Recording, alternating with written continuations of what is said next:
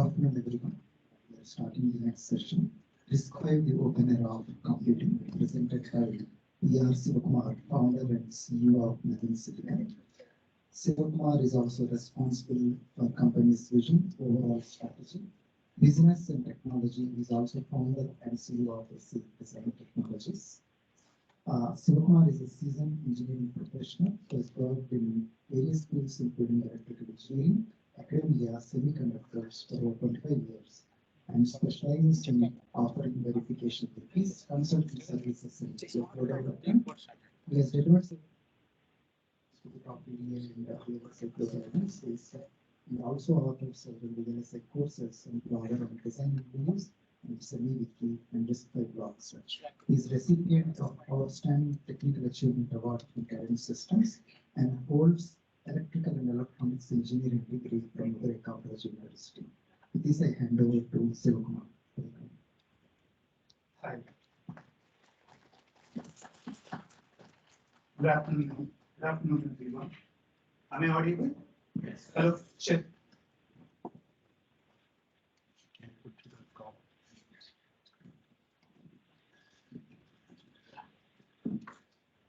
Hello. So increase or decrease? Increase or decrease? Hello. Hello. Am I audible? Thank you. Yes. Yes.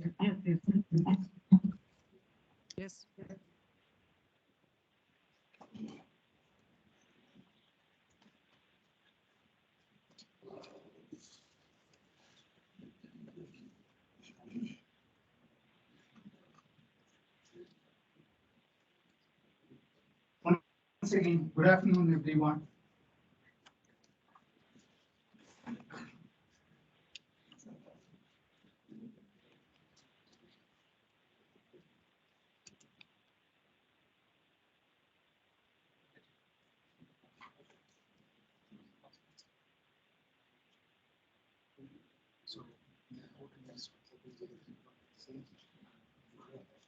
Shall we start?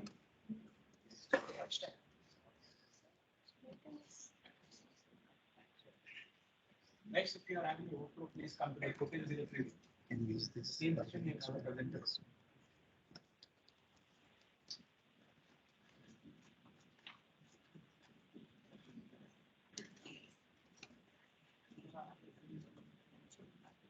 The topic is RISC-V, the open era of computing. So today we are going to discuss everything about RISC. So it's not going to be like design specific or verification specific. I'll try to touch upon almost all the topics related to RISC-V and the agenda. To understand everything about RISC-V, you need to know what is RISC-V. For example, why we call it as RISC-V. Why not RISC-IV? That's how the session is going to start. So what we mean by actually RISC-V and the ISA, instruction set architecture. With respect to instruction set architecture, I'm going to explain more about RB32I, the base ISA. So I'm trying to set the expectations. I'm not going to discuss about all the extensions. There are various kinds of extensions. So the session is going to start off with RB32I base ISA. And what are the other extensions? And the ecosystem, RISC-V ecosystem. How we try to manage different kinds of specifications. Not only the ISA, even if you consider ISA, you have specifications like unprivileged, privileged. So you need to understand what is unprivileged, what is privileged, or do you really need to deal with both? And there are specifications available for debug system if you want to implement debug support or trace or if you want to understand CSRs, control status registers, then you need to refer certain specifications, right? So I'm going to explain all the things.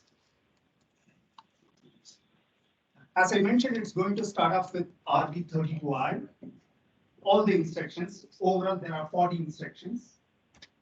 People try to implement this base ISA with even 38 instruction itself and how it is. So I will walk you through all the instructions. There are around 40 instructions. There will be a little bit of assembly. Whether you are interested in assembly or not, you have to go through. Otherwise, you won't be able to understand the instruction set architecture. Fundamentally, I'm a verification engineer. So I'm going to explain everything related to how we try to realize the processor. What I'm saying is hardware point of view. So don't expect things from me like how everything can be explained with respect to software. I'm not a software guy. Anyone from software background here in this room? Okay, so I'm setting the expectation. So I'm going to talk more about how we implement the hardware. Again, with respect to hardware also, don't have too much of expectations like how can we realize dynamic execution, something like branching when it comes to pipelining. But I'm going to explain overall like how we try to realize multi-stage pipeline processor. So I will show you some examples. Conceptually, you need to understand.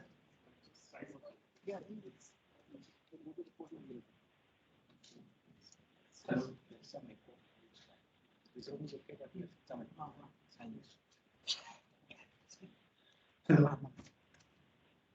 RISC-V, you see. So normally this is second.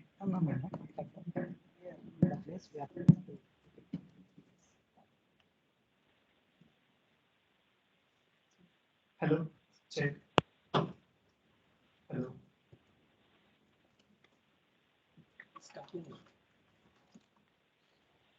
Hello.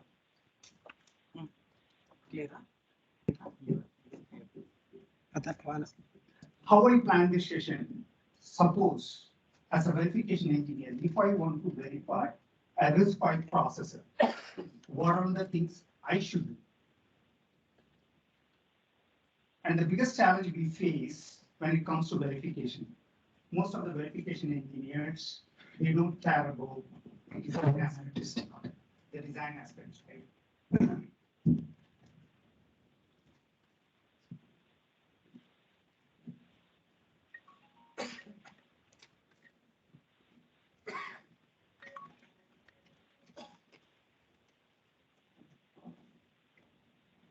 Hello.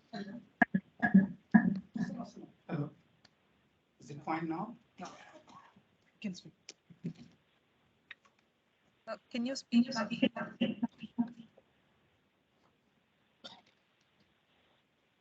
Once. So usually design, verification engineers, they are more interested in doing black box verification. It happens. You show me where is the spec. I want to understand almost all the terminologies. I'm not really interested like what is ISA, how we use ISA instruction set architecture. Fine. If I need to deal with RB32I processor, okay, there are 40 instructions. I just want to be familiar with the instructions, but I'm more interested in knowing other things like how many registers when it comes to CSRs or general purpose registers. How can I verify all these registers? Can I use UVM RAL? That is their point of view, right? So as a verification engineer, I'll try to explain everything about this processor. Though you are going to deal with verification, you still need to understand what is ISA and how we implement the RTL, If you don't know the basics of multi-stage pipeline processor, for example, you might not be able to verify effectively. Right? So that's my intention. So I'm going to explain all the design concepts also initially. And I will walk you through all the CSRs, control status registers, apart from general purpose registers. If you consider RISC-V, overall 32 registers. And that's same for all the versions, 32i or 64i or 128i. So overall, there are 32 registers. 32 is something special. If you understand RB32i, 32 bits, integer implementation, you can understand almost everything. Obviously, there is no difference between 64 or 128, only the register bit changes, nothing much. In addition to control status registers, what is control status registers? If you want to realize privileged architecture, privileged architecture is required to run operating system. For example, if you want to realize virtual memory, you want to have a complex system that can support operating system like Linux, obviously you need to have the specific virtual memory. Right? Then in that case, you need to understand privileged architecture. When it comes to privileged architecture, CSR is the main thing, control status register. And you can go up to 4,000 plus CSRs. That is how the specification is. Right? Address space is there. You can implement 4,000 plus control status registers, but you don't really need to go for that kind of complexity. So you need to know maximum 20 to 30 CSRs. That I'm going to explain. And then how you can realize interrupts. We have different kinds like exception and interrupt. People get confused. What is exception? What is interrupt? If there is any illegal instruction, then basically we call this as exception. But you get the interrupt from any IO device or timer, then we call it as interrupt. And there will be things like trap. When there is any interrupt, right, how the operating system handles. Interrupt is the only way how we change the mode from user mode to supervisor, right? Whatever the application you run, all the applications will be running on user mode. That's how it happens. So when any interrupt happens, basically the control will be given to operating system. That's how the mode changes, user mode to supervisor. Then the operating system takes over. For that, you need to understand interrupt. Along with that, you also need to be familiar with debug. If you really want to realize a platform, just with ISC, you would be able to implement only the processor. Maybe with the processor, you would be able to implement multi-core processor. Fine. But if you want to debug the software, debug is not for debugging the hardware. It's primarily for debugging the software because there would be a lot of bugs in the software.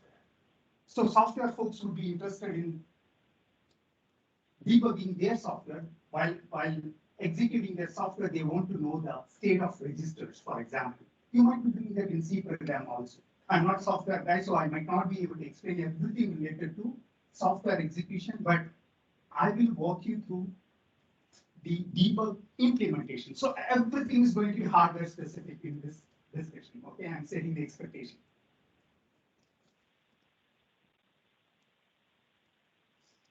And once you become familiar with the ISC, then we will jump into verification. To understand verification, you need to be familiar with RTL implementation process. So there is ISC instruction set architecture, but how to realize it as hardware, RTL, register transfer level design. Little bit about pipeline processor implementation, I will touch upon cache. You need to know a little bit about cache. So we are going to discuss everything about design with the objective of verifying the process. Okay? So don't expect like the complex things, branching or dynamic execution. For example, if you consider x86, right, there may be like more than 30 stages also. I'm not going to discuss about all the things. And once you become familiar with this 5-stage pipeline processor design, then you will be able to understand the verification. When it comes to verification, there are things like how you can create verification plan, and then the test bench architecture in VBM. I will also play the video. There is a demo. We will explain the architecture part, the plan. In the demo, actually, the most important thing would be like how you can back annotate the coverage values to the plan and then see the progress.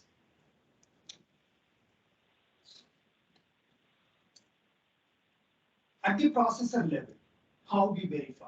There are different ways. People compare the trace file. That's simple way. But you can also think of randomizing the instruction exhaustive using system level. There are options like Google's instruction generator. It is open source. It's available on GitHub. You can download. If you are planning to verify any RISC-V processor, you would be able to integrate Google's instruction generator. Basically, it generates the instruction randomly, and it dumps the ELF file. I'm going to show you the flow also. So you need to understand what is ELF, and then how you can upload the binary into memory, and then how you can think of reading such binary files through UVM. That would be different interfaces. Right? After verifying the processor, you would think of using processor at the chip level. So obviously, you will have to verify the chip also. When it comes to verifying the chip, especially processor-based chip, piece out. How you can think of implementing AM1. At the SoC level, still it's going to be like directed test cases. That's what I'm going to show you also.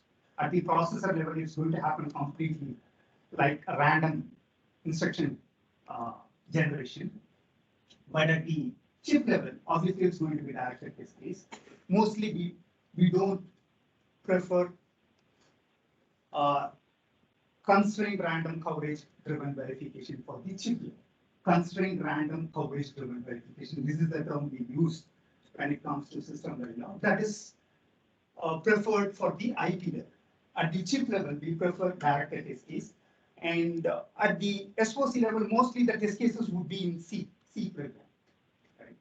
But if you look at the infrastructure, test bench infrastructure will have UVM components, some kind of legacy components. That's how we implement the infrastructure. But at the top, if you look at the test cases, will be like C test cases.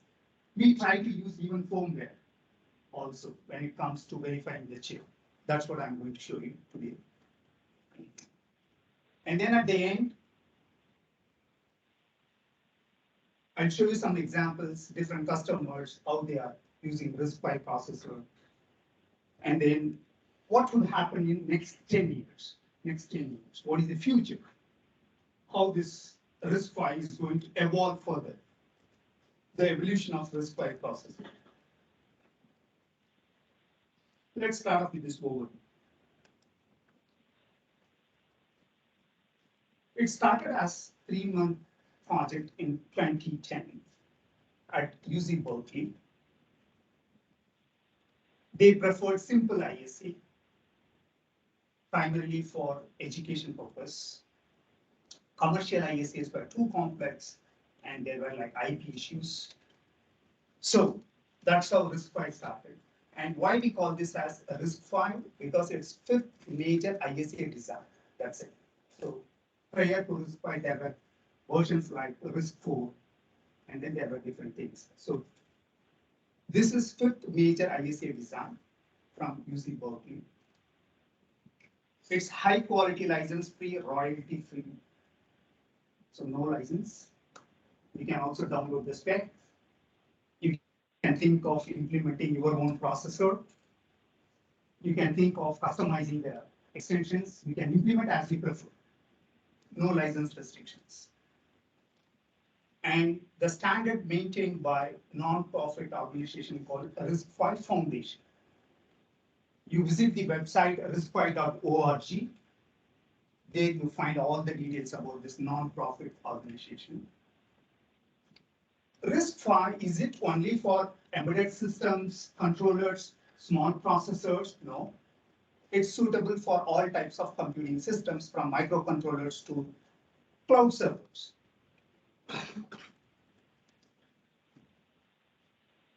RISC-V is available freely under permissive license. So what you need to understand from this slide, RISC-V is not a CPU implementation. So don't think of like, I can go to risc-v.org and then I get this open source processor. RISC-V is not an open source processor.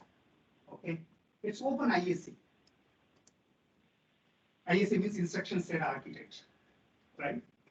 So many people wrongly assume that RISC-V is open source processor. Of course, you visit risc-v.org, you might be able to download some of the open source implementations like RTX. For example, even Western Digital Sport also you would be able to download. And RISC-V is not a company. Okay, RISC-V Foundation is non-profit organization, so don't get confused. It's just open ISA. You can download the spec and then you can think of implementing the processor as you like. That's it.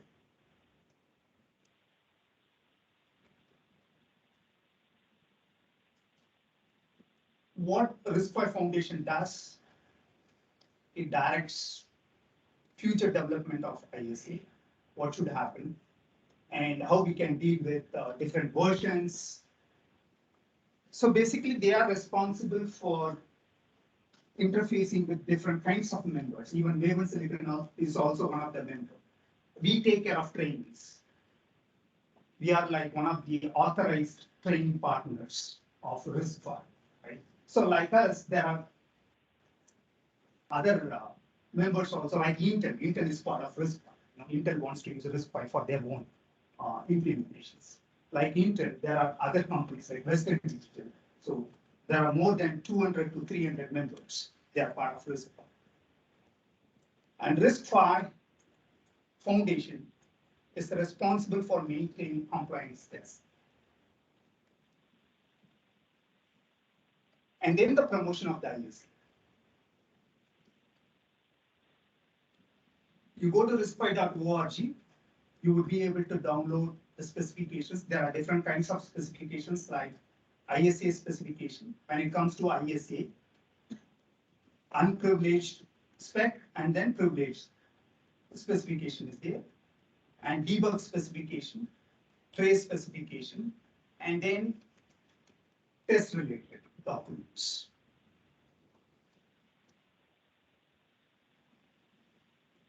This is the community. There are various things happening. There are people interested in verification. There are people interested in implementing debug. There are software folks, they implement the tool chain. When it comes to processor, obviously you need different kinds of compilers, debuggers, right?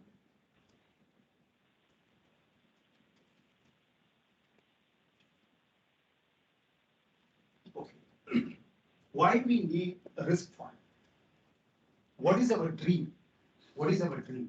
When I say our dream, you are also part of it, right? Because it is open ISA.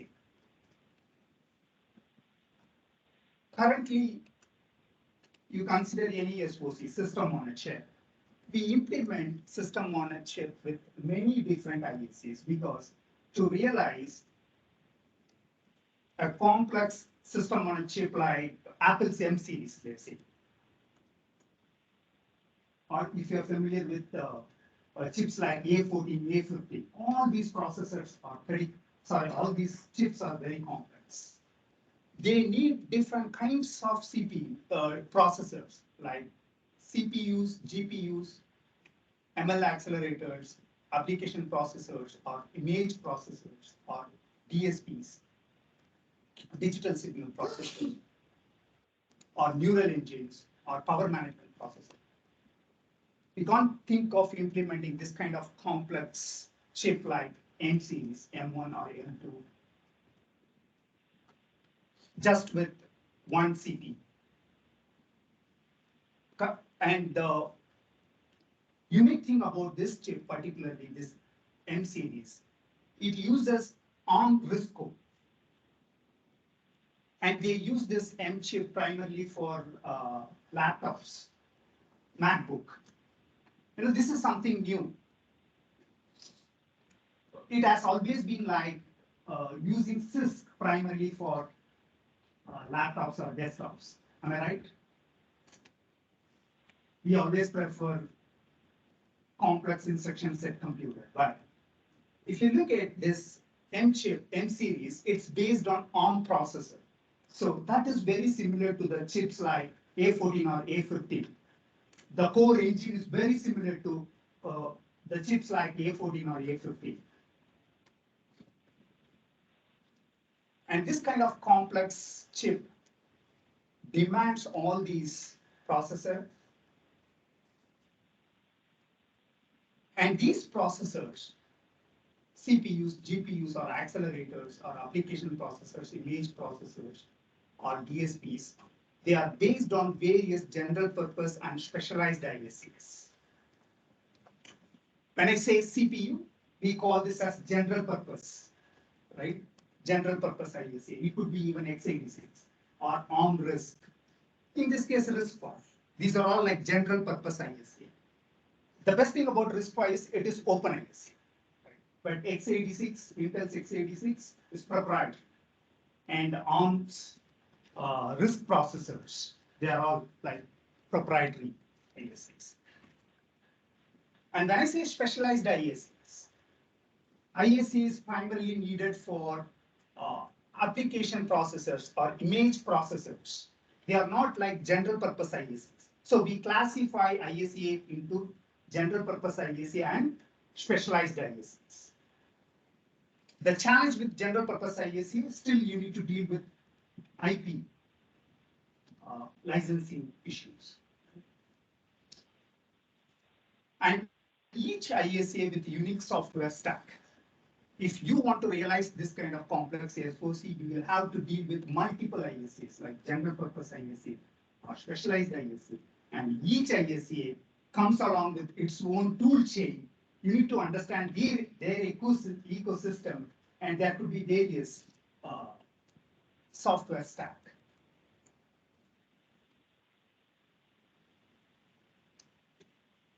So there are various challenges. You have to choose multiple IP vendors. You have to deal with multiple IP vendors, and different IP vendors may have different IP licensing schemes. For example, on architecture-related licensing schemes would be there. It is not going to be like using their IP. There are like standard IP licensing models, but there are custom models also.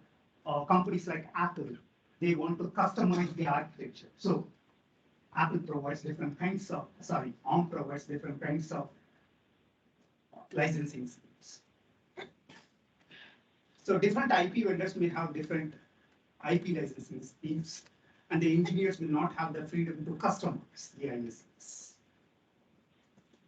All specialized ISAs will not survive for long, except general purpose ISAs. General purpose ISAs like x86 or ARM RISC, they will continue. Right? They are very popular and they are stable and they are general purpose. But when it comes to specialized ISA, for example, you want to have something very unique like AI accelerator for your new chip. There may be a vendor in the market, and that vendor might be there for next 5 years, and then they will vanish.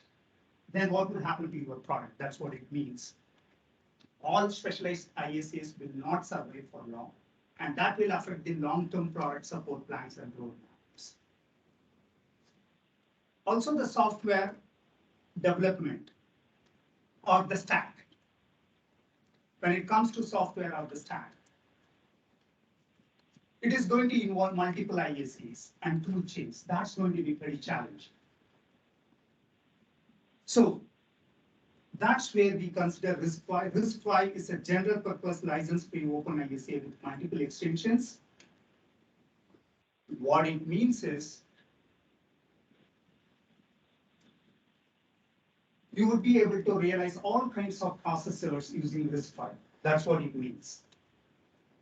You can realize CPUs, you can realize GPUs, you can realize accelerator, you can realize DSP, you can realize application processor. With RISC-V, you can realize all kinds of processors. That's the kind of dream we have. And this is the proof. General purpose ISAs last for decades. IBM 360, 56 plus years, Intel x86. General purpose ISAs stay for long, but special purpose ISAs like network processors, image processors, DSP, GPUs, AI accelerators won't be there for long.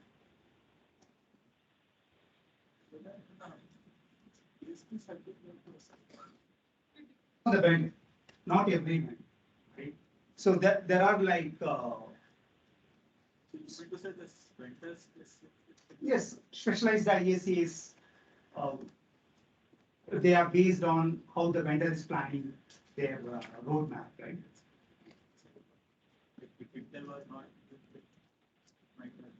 That's why I'm showing you the number also, right? How long it is continuing. It is not happening here, right?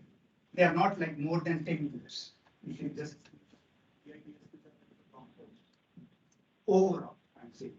It is not something like everyone fails, no, but mostly it doesn't happen like this. So here, if you consider this system on a chip, you can think of implementing CPU, general purpose ISA, and GPU or DSP or any processor you can think of implementing using RISC-V. That is the intention behind it. This is what we are trying to realize. This is how the RISC-V is going to evolve.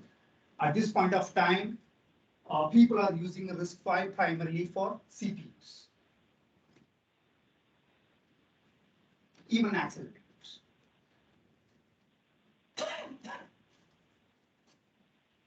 Let's get system. To deal with ISA, basically, you need to have a good idea about the system. What we mean by system.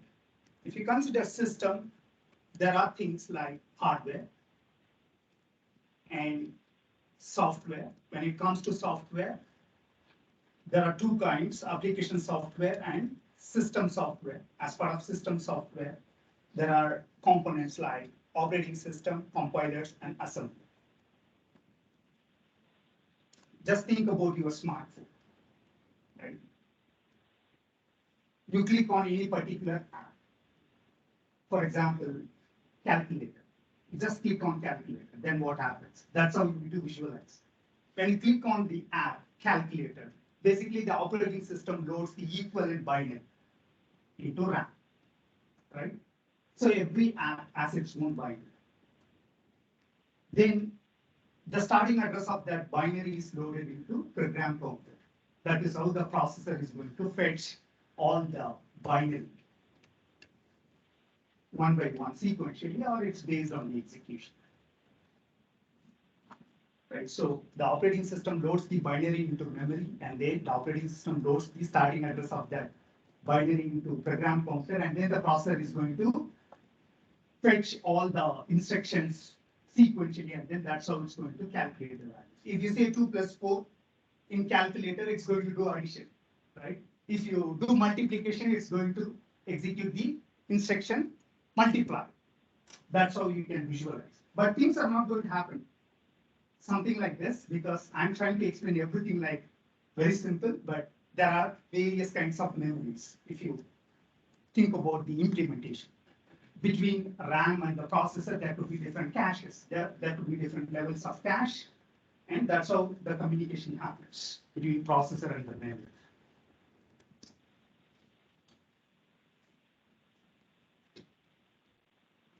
So here, the operating system takes care of certain things like I/O operations, allocating storage and memory, and managing the multiple applications. Primarily, how basically we can execute multiple applications in parallel, like multi-thread. So whatever the application you run, everything is going to happen in terms of binary. So we call this binary as machine language. Machine language depends on the processor, target processor. If the target processor is going to be RISC-V, then basically you have to convert your assembly into RISC-V machine language. For that, you need to understand ISA. That's what I'm going to show you.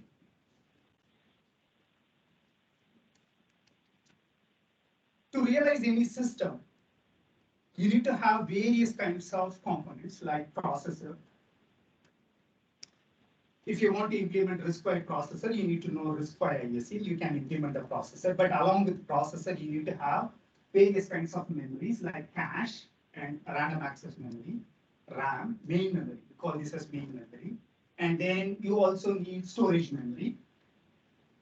Storage memory could be like hard disk or solid state device. It could be anything. Or NAND flash.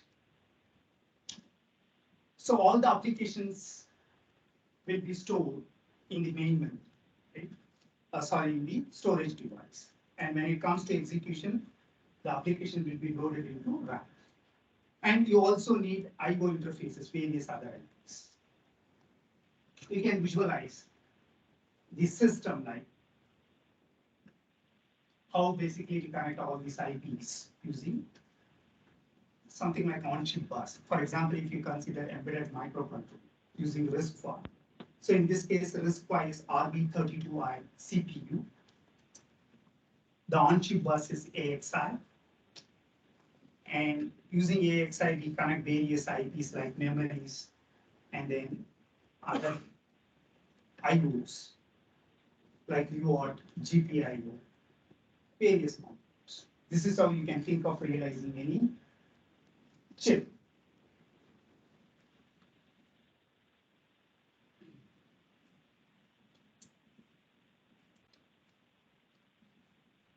In case of RISC-V, if I say RISC-V platform, how it would look like, we can look at this example, how any RISC-V platform would look like. So it will have CPU, it will have various kinds of cache, and it will have various other things like click, debug. Click is primarily for dealing with various kinds of interrupts. I'm going to explain all the details later on, right? So if you want to realize any platform like this, then you need to know various other things. Apart from ISA, you need to know debug, you need to know privileged architecture. That's what I'm going to explain to you. So the whole session will take you through various topics, basically to realize this kind of platform. That's what I find the session.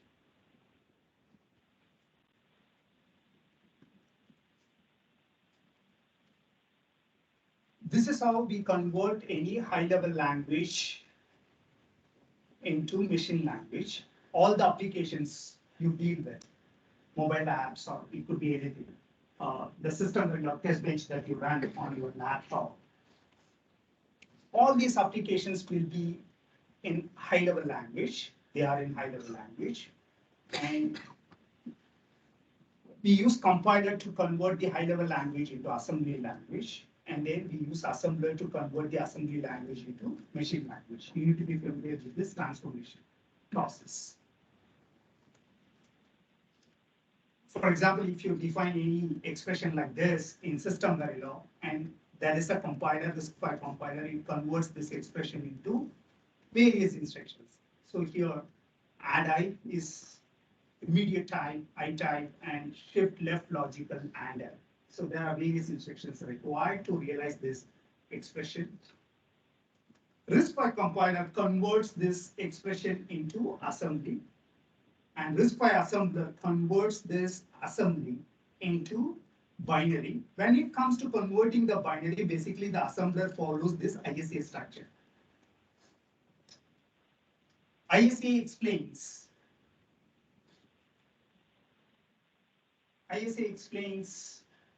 the instruction details.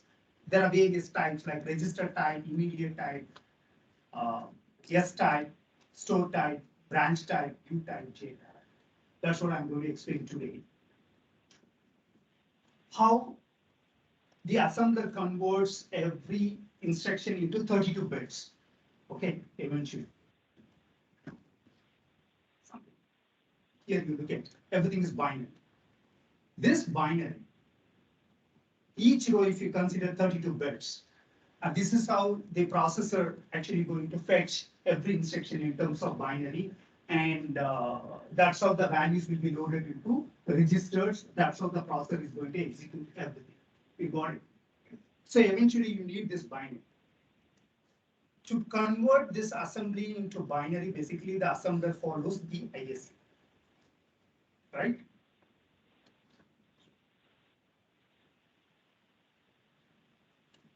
If you are a hardware engineer and you are not familiar with the compilation process, please take a look, because most of the hardware engineers not sure about the compilation process. You have C source code .c file, and then using compiler you convert this into assembly .s file, and then assembler converts it into object file, and then linker combines everything into executable file. ELF, executable loadable format, they call it as, right? .exe, and then the loader loads them. This is what typically happens when you try to run any C program. You have C compiler, GCC, and then you have C program. When you compile it, this is what actually going to happen. You need various kinds of tools like compiler, assembler, linker, loader. In addition to this, you may need debuggers, right? So we consider all these tools together as tool chain. You know, software people usually they say like tool chain. They also use different terms like bare metal coding, RTOS, operating system. But eventually they need to deal with the tool chain. You need the chain of tools.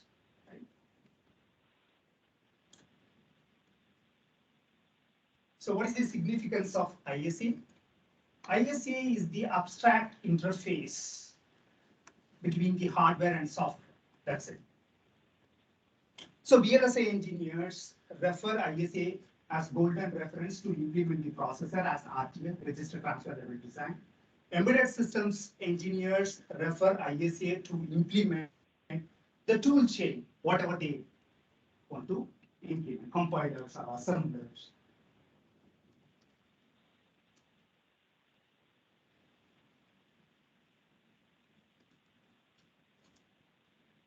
RISC-V is also RISC. RISC is a common term, reduced instruction set computer. ARMs, processors, M0 or M1, A architecture or M architecture, everything is a RISC. In general, reduced instruction set computer. So overall, there are two kinds, RISC and CISC. RISC-V, when I say RISC-V, RISC-V is also RISC type. Any RISC processor, reduced instruction set computer, basically the execution happens through 5 stages. I'm talking about the RISC. So let's think about only a RISC process. We are not discussing about x86 or anything, right? The execution happens through 5 stages: fetch, decode, execute, memory, and write. Processor gets the instruction from the memory from the stage fetch. So that is where program counter is there. Based on the value of program counter, the processor fetch the instruction from the memory, and then it decodes what it has to do based on the instruction, add or multiply or divide, decode. It understands what is that instruction, what are the various things. Various things are there as part of the instruction, and then it executes based on its understanding, and then whether it has to write the value back into memory or whether it has to write the value back into register. There are two possibilities after the execution. Most of the times the value will be written back into memory, right? Or the registers. So when I say write back, basically write back is all about writing the values back into register. That's a stage called write. So fetch, it gets the instruction, decodes, it decodes the instruction, and it executes. The values would be written in memory, then that is memory stage, or the values might be written back into registers. That is right. Are we clear? That is how any RISC processor works. It's not only about RISC. When it comes to RISC processor, reduced instruction set computer, this is the formula, how we calculate CPU time, which is measured as seconds per program. How many seconds each program takes, how many seconds each application takes. That's calculated using this formula, instructions per program. After compiling, we will come to know how many instructions are there. Instructions per program into clock cycle per instruction, it's called CPI, into seconds per clock cycle, which is nothing but frequency. So overall, the performance depends on various parameters like the algorithm, how you implement the application, or the language that you choose. That's the difference between C and C++. C++ is based on object-oriented programming. So performance depends on the language you choose and the compiler, how the compiler is going to produce the instruction. Some of the compilers can do optimizations also, right? So the number of instructions vary, or the sequence of instructions. Based on the sequence of instructions also, you would be able to improve the performance. I'm going to show you some examples, how the optimizations can be done at the compiler level. And the ISA. So here, the important thing is, if you want to improve the clock frequency, the ISA is the possible option. The other things like algorithm or programming language or compiler, they will not have influence on the frequency. Right? Frequency depends on how you implement the hardware.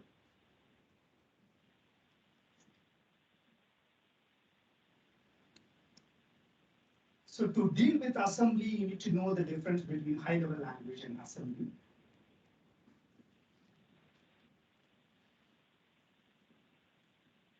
The languages like C, C++, Java, System Verilog, they are all like high-level languages. When it comes to assembly, x86 or ARM or RISC-V instruction set, we call them as assembly. And in a high-level language, we can realize data structures like struct, class, and array. But here in assembly, everything is going to be like bits or byte or word. So you need to be familiar with the term like word. I will explain what we mean by word. And you can realize complex controls like if-else, nested if-else. But when it comes to assembly, you have to deal with branch and jump instructions. That's how you will be able to implement various kinds of controls like while loop or for loop or forever. But everything has to be implemented through branch and jump. And when it comes to arithmetic and logic operations, almost same. High-level language is primarily for realizing software applications, mobile apps, or UVM test bench. Assembly, that's based on ISA, primarily for assembly.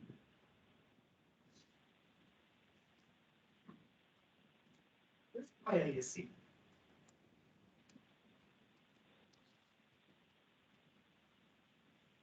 what's its objective? How RISC-V is trying to be different from the other ISAs. It is completely open ISA. And ISA separated into small base integer ISA that itself can be used for customized accelerators. You want to realize some kind of customized accelerators, you can think of using only the base ISA. You don't really need to use everything. Also, ISA support extensive ISA extensions and specialized variants.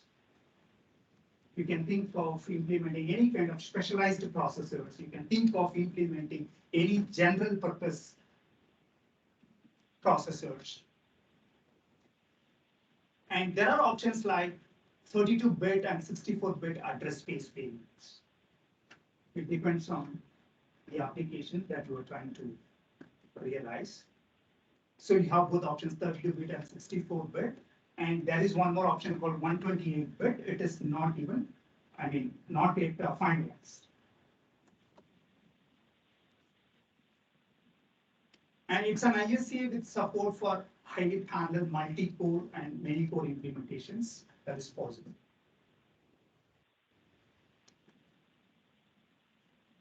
Both 32-bit and 64-bit address space variants for applications like operating system controls and hardware implementations. So with both 32-bit and 64-bit, you can realize this kind of systems. And ISA with support for highly parallel multi-core and many-core implementations. So you can think of using RISC-V ISA for realizing simple embedded systems, microcontrollers, or secure embedded systems that run real-time operating system, RTOS, or systems like desktops, laptops, smartphones that run operating systems, or cloud servers that run multiple operating systems. All these things are possible. So it's RISC-V is a family of related ISAs. So you have RB32I, RB32E, 64I, and 128I. This is how you can visualize RISC-V. So here, when I say 32, the register bit is going to be 32. Whatever the ISA you use for 32I, that remains, the ISA structure remains same for 64 and 128. Am I clear? Overall, there are 32 registers. So when I say 32, the register width is going to be 32 bits. When I say 64, the register width is going to be 64 bits. When I say 128, 128 bits. So it increases the address space for your operating system. What is 32E? 32E is a subset variant of 32I. So 32E is going to have only 16 registers. Out of 32 registers, it's going to have only 16. But the width is going to be same, 32 bits. Is it clear? And 32E is primarily for embedded microcontrollers. For the space constraint, if you want to have only 16 registers. Why there is 16? Is there any specific and 16? Only 16 registers. Maybe you look at the ISA, how they split the registers, because you need to allocate registers for various things like global pointer, SAC pointer, and then temporaries. If there are 32 registers, you have to dedicate registers for various things, right? And for even a simple system, you need all these things. How you can split? Even if you're going to realize embedded systems controller, you need to deal with stack pointer, you need to deal with global pointer, but you don't really need multiple function arguments. So all the 32 registers, if you consider, we try to dedicate each register for various things. I will walk you through the details. So that is how they split. So his question was like, why specifically 16? Why can't it be 12? That's a good question. If it is going to be 12, then it reduces the states, right? But you might not be able to deal with 12 because you need certain registers. There is like obligation. Yes, obviously, that's what I. 16 4-bit space, the encoding. I'm not thinking about encoding, but to realize any operating system, let's say RTOS, right? You need certain things like stack pointer, global pointer. You need registers for function arguments. You need temporary registers. Right? I will show you the list. So you might not be able to deal with a less number of registers in that case. You need minimum set of registers. There's some specific registers required. Right. RB32I, 32E, 32-bit address space. So what you need to remember is the register bit is going to be 32. In case of 32E, only 16 registers. That's the only difference. 64, when I say 64-bit address space, because the register bit is going to be 64 bits.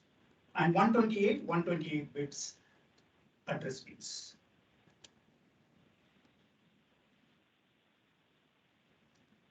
So it uses this standard naming convention. You need to understand RB. RB means RISC-V. And next to RB, we say 32 or 64 or 128. That indicates the width of the register. And then the extension. So there could be various extensions, like you can go with only integer base ISA, or you can go with other extensions like multiplication or atomic or compressed extension. So this is how the naming would be, or it would be even like 64 GC. Let me show you here. When I say I, basically it refers to the base ISA. There are overall 40 instructions. I means integer.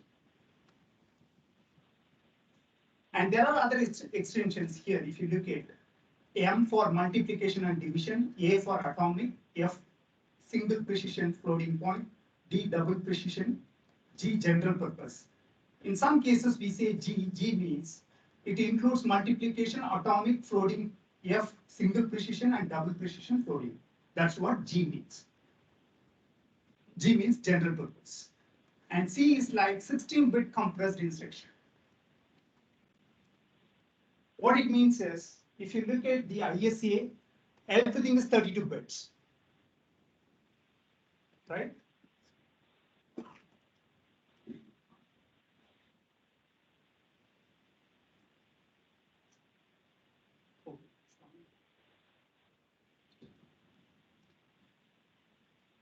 In case of tool chain, I showed you the structure, R type, I type, S type. Everything is 32 bits.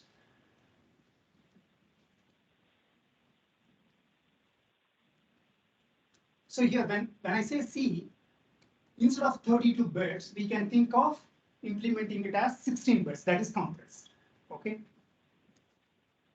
So you can use this C for even 64. So if I say RB64 IC, what it means is the register bit is going to be 64 bits, but still the bit is going to be only 16 bits because it is compressed. Okay.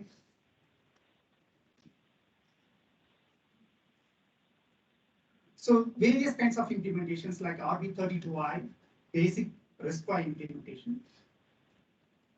When I say 32I MEAC, look at here, the examples, integer plus multiply plus atomic plus compressed. Or when I say GC,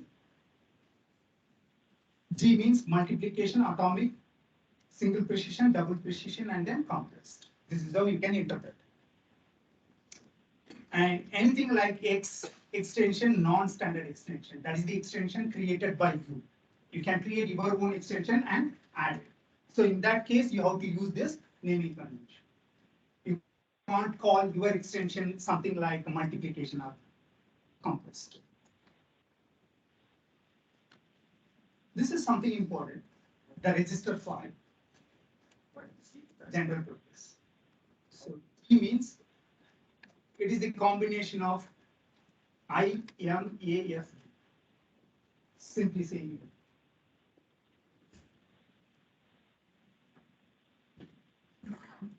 To understand ISA, you need to be familiar with register file. There are overall 32 registers. Here, the register X0 would be like hardwired 0, always 0. It's hardwired to 0. If you want to initialize Anything with 0, you can think of using this register. And X1 is primarily used for return address, X2 stack pointer, X3 global pointer. This is related to the question you asked, right? Why only 16? Just look at it. So you need registers for various things when it comes to implementing the software, right? You need register for stack pointer, you need register for global pointer, or you need temporaries. You need registers for function arguments, right? So here, you can see like, for example, function arguments, it's repeated. X10 to 11 function arguments, again X12 to 17 function arguments, because we are going to use only the top 16 registers for the embedded version, right? E version, or V32E. So if you are going to split, basically you still need function arguments for E. But when it comes to I, obviously you need more function arguments. That's how they split. You might be wondering like why they are mentioning function arguments twice. You just consider the top 60 only for E, right? Even if you are going to use the top 16 registers, you would be able to realize all these things. That's the idea. So you need at least minimum 16 registers to realize any kind of software. And in addition to 32 registers, optionally you need additional 32 registers for floating point. If you want to deal with F and D, but 32E reduces the register file to 16 integer registers for area constrained embedded devices. Width of register is determined by ISE. And this is the ABI name, application binary interface. Usually the software folks refer application binary interface. They won't be using the name like X0, X1, X2. That is primarily used for assembly programming. But the software folks would be using the name like this, return address, stack pointer, global pointer. For example, even if you refer the specification, the interesting thing would be like, for example, branch instruction. They define the range like plus or minus 4 KB. Why it is plus or minus? Because everything is based on pointer, right? So it can go upward or it can go downward.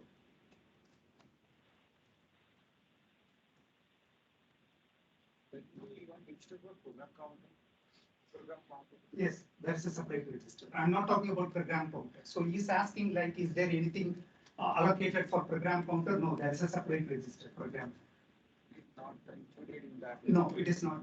This is called general purpose register, GPR.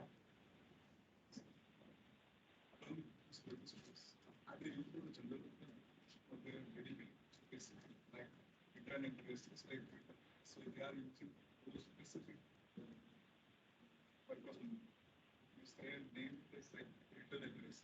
Right. Zero hardwired zero. So it won't ever use because No. it is always Yes. it's always zero. Right. So So they can't use that for some other purpose. yeah, people use temporary register, just two registers for the coding. Like if you want to do the assembly code. See, it's better to follow this guideline, okay? Then there will be consistency between software, assembly, program, everything. See, you are the hardware engineer, you follow this when it comes to writing assembly. Suppose if there is a software engineer, I would suggest him to consider ABI. You just follow the same naming convention for the consistency.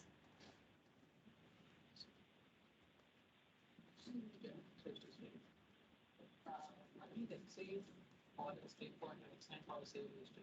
Can I configure my X8 as a save register? Because these are all GPU. These are all GPRs, but if you are the software guy implementing software, the ISA recommends you better follow this guide. Then it would be easy for software interoperability. Right? See, for example, you are the vendor, you are releasing a software. That should be compatible with some other software also. Otherwise, if you want to go with your own allocation, like I want to use some register for my stack pointer, you can use it, but it won't be compatible with all other software available in the ecosystem. there are various privileged modes like machine mode, hypervisor mode, supervisor mode, and user mode. Look at here.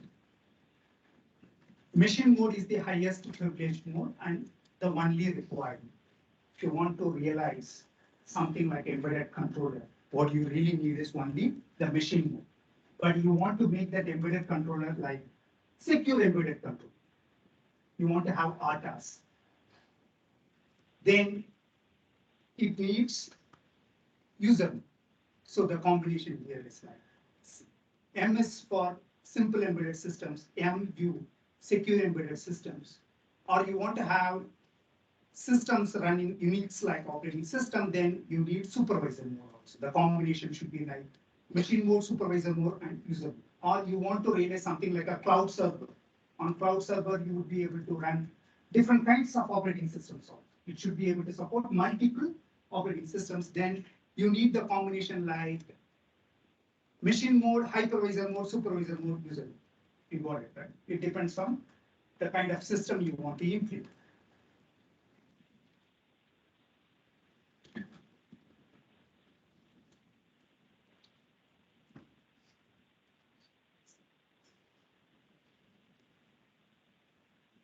RISC-V memory. Here, what you need to understand is the instructions are stored in memory as a sequence of 16-bit little Indian parcels. So there are various things like big Indian and little Indian. Actually, it is actually Indian invariant. You know, you can deal with anything like automatically it converts.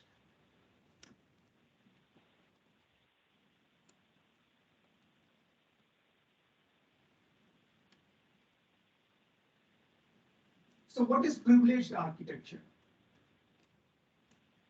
Privileged architecture covers all aspects of RISC-V systems beyond the unprivileged ISA. So initially you can start off with the unprivileged ISA to be familiar with RISC-V. That is the suggestion. But once you become familiar, then you can deal with, once you become familiar with unprivileged, then you can deal with privileged architecture. Privileged architecture includes privileged instructions as well as additional functionality required for operating systems and attaching external devices. If you want to run operating system like Unix, then you need to know privileged instructions. Privileged specification defines various CSR control and status registers to implement various features like interrupts, debugging, and memory management facilities. This is what I'm going to explain later. I showed you various modes like machine mode, user mode, supervisor mode, hypervisor. You can visualize like this.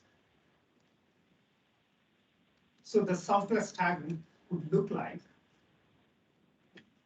this is machine mode, the first one. Application is directly running on the hardware, bare metal board, right?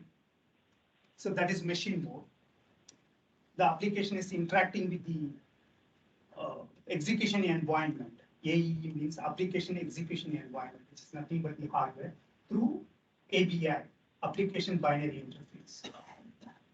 But if there is any operating system, obviously you need supervisor mode. So the interface is going to be SBI, supervisor binary interface. The operating system interacts with the hardware through SBI, supervisor binary interface, and each application would be dealing with the operating system through API. So here, each application runs on user mode. Are we fine? So there are multiple applications running on operating system. If you consider complex systems like cloud server, it's going to have hypervisor. The interface is HBI, hypervisor binary interface. The hypervisor supports multiple operating systems on top of it. You can run Windows, you can run Linux, you can run different kinds of operating systems on the same server. And each operating system interacts with the hypervisor through SBI, supervisor binary interface. And each operating system has its own set of applications. Right? So always application runs on user mode, operating system runs on supervisor mode, and below which there are options like idle. This is how you can visualize various kinds of systems.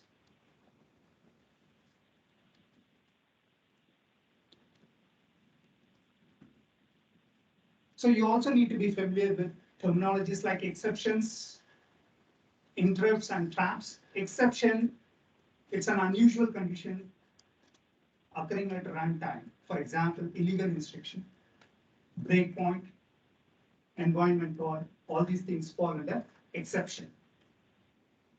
We call this as synchronous. Interrupt, an external asynchronous event that may cause a RISC-V hard to experience unexpected transfer of control, like software interrupt or timer interrupt or external interrupt. If anything happens, exception or interrupt, basically the control will be transferred. The transfer of control to trap handler caused by either exception or interrupt. So what it means is, during execution, there could be a possibility that either it would be exception or interrupt. For example, you are running application, there could be illegal instruction. That could be like exception. Or the application is running, but suddenly interrupt comes from external device. That could be like interrupt. If either exception or interrupt happens, basically the control will be transferred to operating system, right? From the application. Application means what mode? User mode. From the user mode to supervisor mode. The transfer of control happens through either exception or interrupt. Are we clear? So the operating system has various trap handlers. That could be like CMOS, and the trap handler will take care of that particular situation. What should be done with the illegal instruction? Or why I'm getting interrupt from so and so device? What should be done for that? That's taken care by trap handler. Is it clear? This is how you can visualize RISC-V ISA. It's called load store architecture. Only through load and store instruction you would be able to deal with memory. That's why it's called as load store architecture. There are various instructions like R-type and I-type instructions. If you want to do some arithmetic operations, basically you need R and I-type instructions: add, subtract, multiply, whatever. So in this case of RV32I, there is no multiplication. R and I-type instructions and I and S-type instructions, that's primarily for interfacing with memory. And in addition to all these instructions, you also need branch or jump.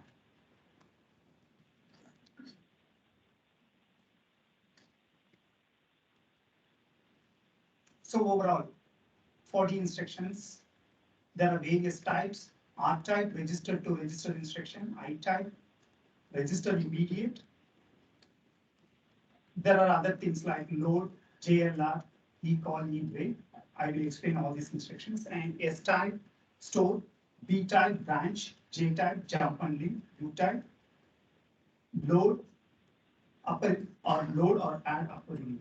These instructions. So if you learn these 40 instructions, you will be familiar with RV32I basics.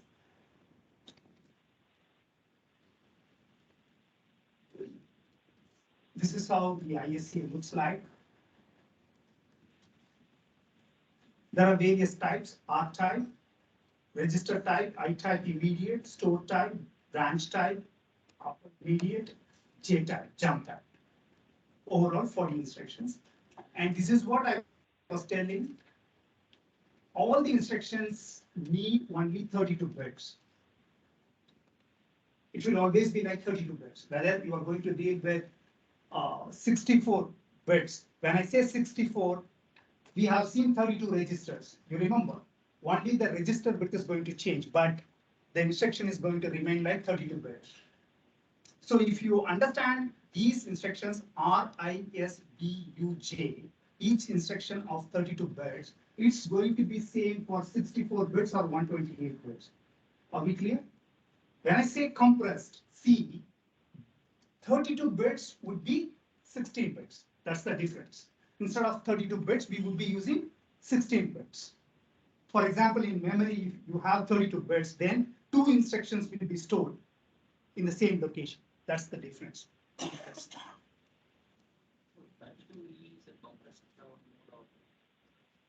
You can go with only 32 or compressed. When you say compressed, yes, instead of 32 bits, it will use 16 bits only. That's a separate form. So only that structure varies. Okay, this is not going to be same. When I say compressed, you need to understand compressed ISA. That's a different structure. Otherwise, it is same for 64 or 128. So here what you need to understand, the opcode takes this LSB 0 to 6. This is like RD, destination register. Function 3 and function 7. 3 means 3 bits, 7 means 7 bits. Together, it defines the function. There are 2 source registers, RS1 and RS2. So overall, it has 3 register address. You have 32 registers, right? So when I say RD, which one you want to use as destination register? This is nothing but the address. When I say RS1, which one you want to use as source register 1 or source register 2?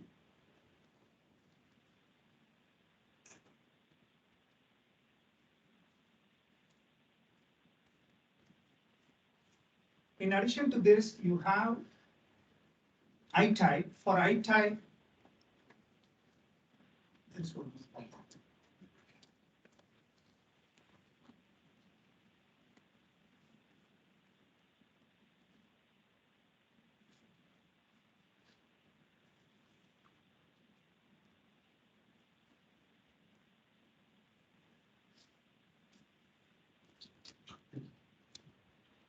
For I-type, you need immediate value.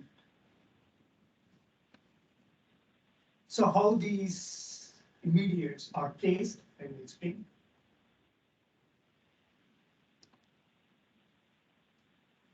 Immediates are placed in such a way that the position of RD, RS1 and RS2 don't change.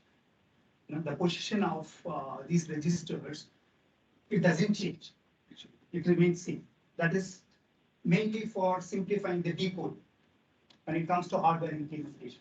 We want it to be simple, so they have taken care of it.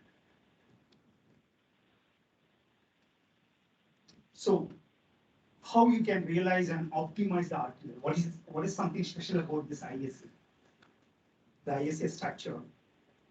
40 unique instructions, but a simple implementation needs only 38.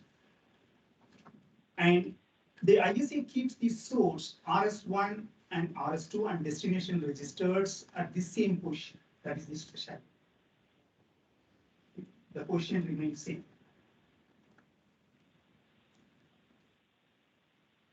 Immediates are always sign extended and generally packed towards the leftmost available bits. So immediate, whenever you get the immediate value, if you want to make it like 32 bits, then you just need to do sign extension. If it is like negative value, ones will be filled. If it is a positive value, zeros will be filled. Because whatever the immediate value, basically the values will be stored in the register.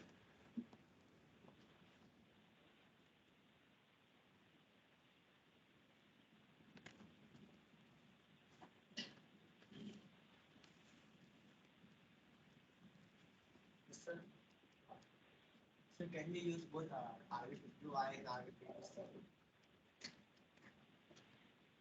to compact and 16 seconds? No, I think only one option you can use. It depends on the requirement. If you have very less memory and then you want to compress the instruction, you can go to the C version.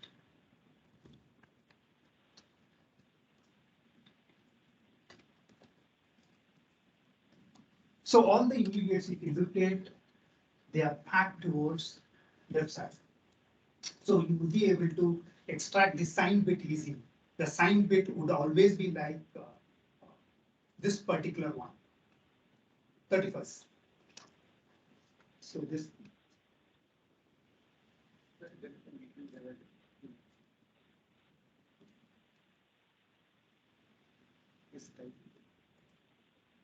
But the most significant bit, here you are referring to this. So this is 11th bit, but the 12th bit is here. This is sign bit. The sign bit is always here.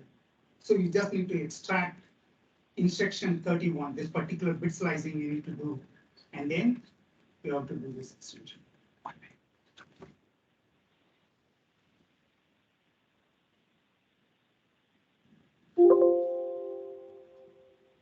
I'll show you some examples because you need to, in some cases, you need additional.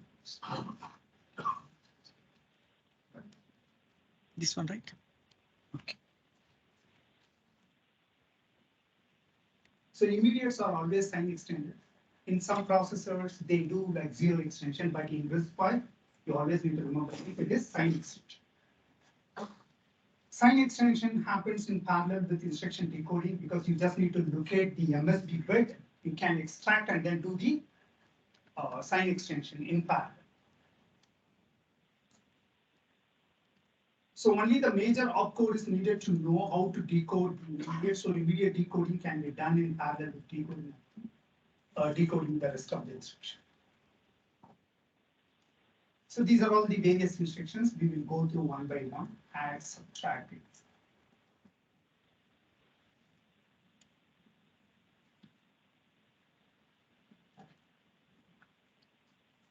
Someone was asking PC program counter. So there is a separate register program counter.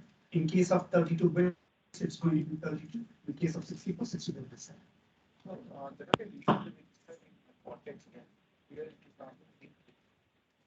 No, there's not. So overall, there are 32 general purpose registers and program counter. Xlen, this is the length of the register. Always remember in the spec they say like Xlen, and if it is 32 bits, this is 32. If it is like 64 RB64I, this is going to be like 64 bits each register. So only the register is going to change. But the ISA will be this. That's what I have written. ISA will be the same. Only the register bit is going to change. PC holds the current instruction address, and we have seen the details also like ABI inputs. So memory, it follows byte addressing. That is something special about RISC-V. So the address would be like 04812. Always remember. So here, each location is like word. Word is nothing but 32 bits. In RISC-V, we use the term word, 32 bits. You can fetch like off word, could be like 16 bits. Or you can fetch by byte also. The word later, with the explain the 64, we are using RB64 It would be still like 32 bits, 32 bits like. Word is always 32. In case of,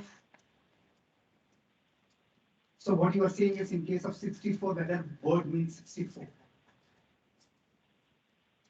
Might be 64. Because what happens is, as per the ISA, if it loads any value, it will do sign extension and fill the remaining bits. Because the ISA is going to remain, say, 32 bits one. Every time when you fetch 32 bits, the remaining bits will be filled because the register bit will be more. In case of some specific thing like addressing more memory space, the address will be big. Apart from that, all the values will be like extended signs. I think, yeah, I'm not sure about it. So here each element is 32 bits, so we call 32 as word. I think yes, word is 32 bits, that's sufficient. Because in case of 64, it would be like double word. Yeah, in case of 128 quad word. Now I'm remembering the term. So the word remains same, 32 bits. Right.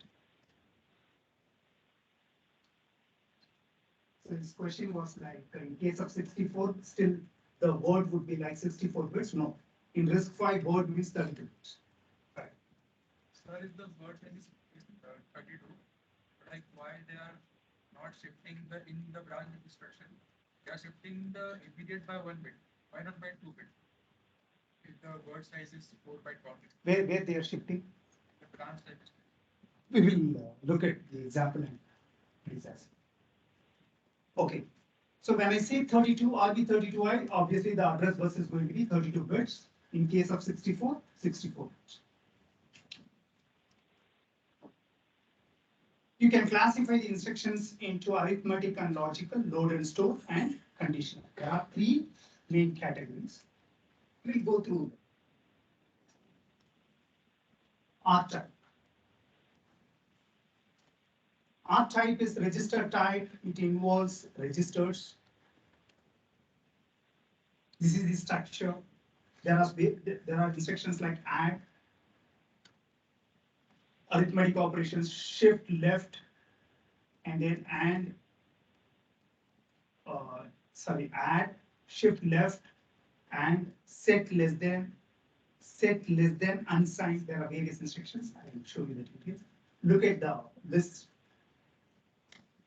Add means RS1 plus RS2, the result will be stored in destination register. Subtract, RS1 minus RS2, result will be stored in destination register. So if you refer the ISA, what it means is the address of the register. Are we clear? Okay. So based on the address, it's going to get the value. So these are all operands, right? So if it is like particular register X6 plus X7, so it is going to take the value from X6 and X7 and it will do the addition. The result will be stored. And X star, R, and shift left logical, shift right logical.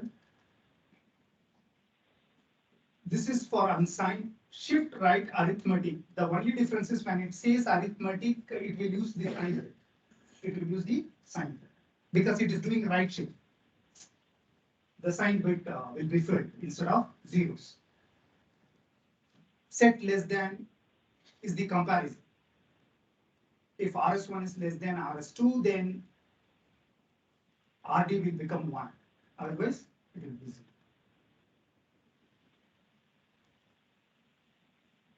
So it involves 2 source registers and 1 destination register. So as it involves registers, it's called register type. You can look at some examples. So X12 plus X30, the result would be stored in X28.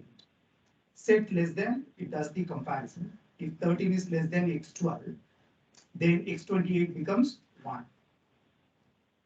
If you want to compare the other way, you need to swap the operand. Okay, if you have no option, then you can swap the operands.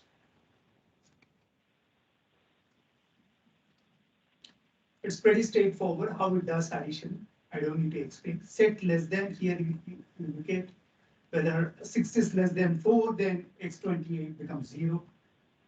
And when I say shift left, it does left shift and then add 0. In some cases, you can use shift to multiply by 2 also. If you're shifting by 1.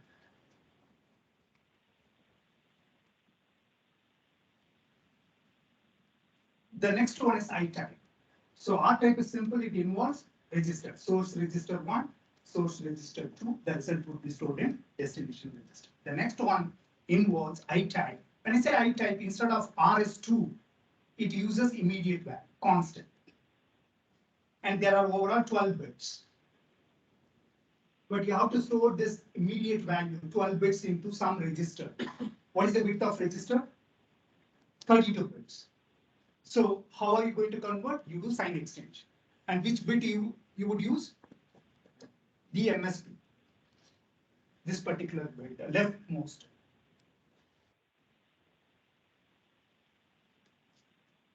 So here also various instructions. Let's look at the list.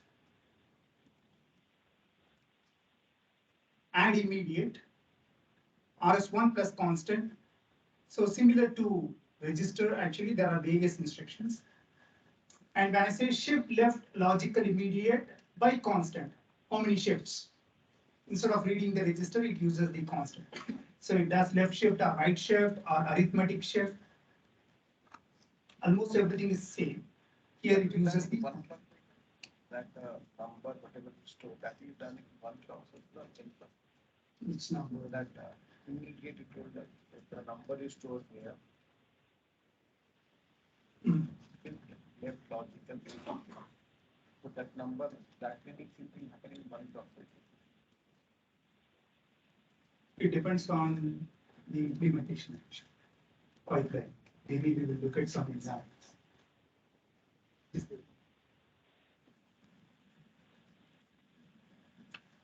See that, for example, there is an expression B plus 2 left shift by C and 5. So you need various registers. For example, X12 for B, X13 for C, source registers. And destination register X30 is allocated for the result A. And in addition to source and destination registers, you may need temporary registers. Right? So using all these registers, how you can write the assembly? Just take a look.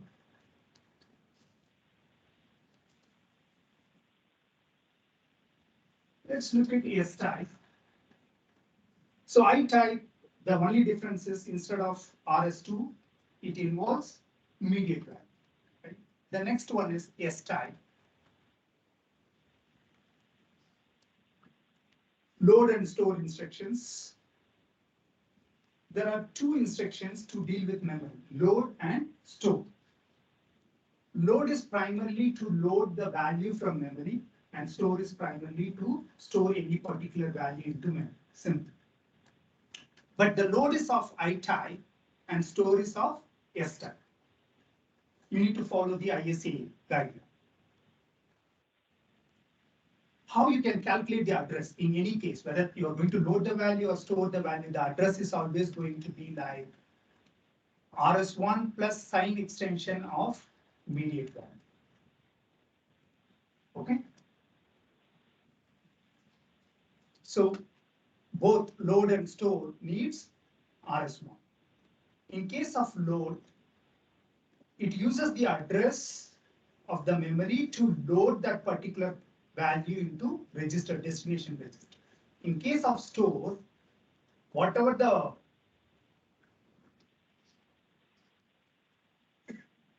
so basically it is actually loading the memory value into destination register. Store is just opposite.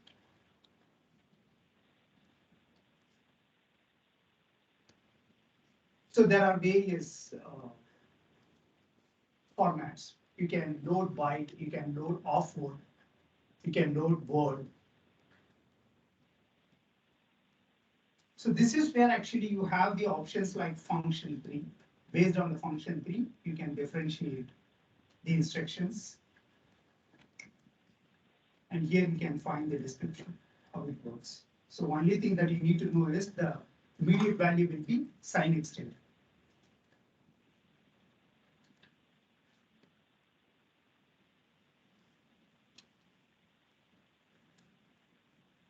How it would look like: load board, destination register, offset, and RS1, or in case of store board, RS2, offset, RS1, right?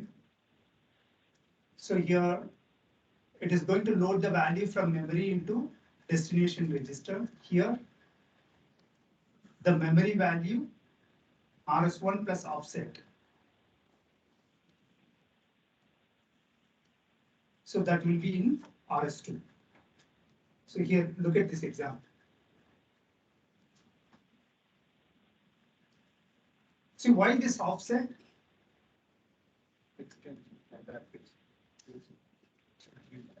You can consider this like pointer. It can be like global pointer, right? So using that register value, you can always add. So it can go upward or down. That is the idea.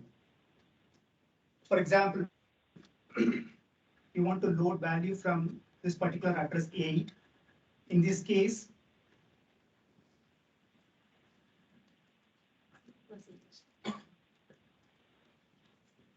this is x0.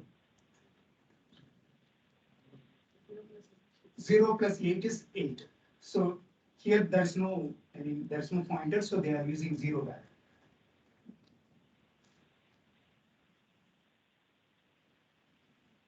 Okay. Load and store primarily to deal with memory. In addition to this, you need B type, branch type instruction. So there are various instructions like BEQ, B less than, or B greater than. Here, how we calculate the immediate, you just need to look at. We have to sign extend the immediate value, and then the LSB would be 0. This is the way how you can calculate immediate value. The spec says like this. Is it clear? So overall 32 bits would be like this. The LSB will be 0. It has to be 0. And the remaining bits would be like the sign extension of immediate value. So in this case, how many bits the sign, the immediate value? Overall 12 bits. They are shuffled. Okay. So when it comes to realizing this value, you have to assemble the values back in the hardware. So all the immediate bits, if you look at, they are shuffled. You just need to assemble back, and then you need to do sign extension. Everything is going to be like 31 bits, and the LSB is going to be 0. This is primarily for multiplying the value by 2. Okay, if you put 0, that's what happens. And also it's good for byte addressing, because in case of branch or jump, if it is going to go to any new location, it has to be even. Just think about it. But they are storing the 4-byte memory index. Right. 16 bits. So it could be even 16 bits also. The addressing, if you look at. So the address will always be like even. But you told that in compressed bit, the same instruction is copied twice. It is 32. No. Instead of storing one instruction, you can think of storing 2 instructions in the same location. 32 bits.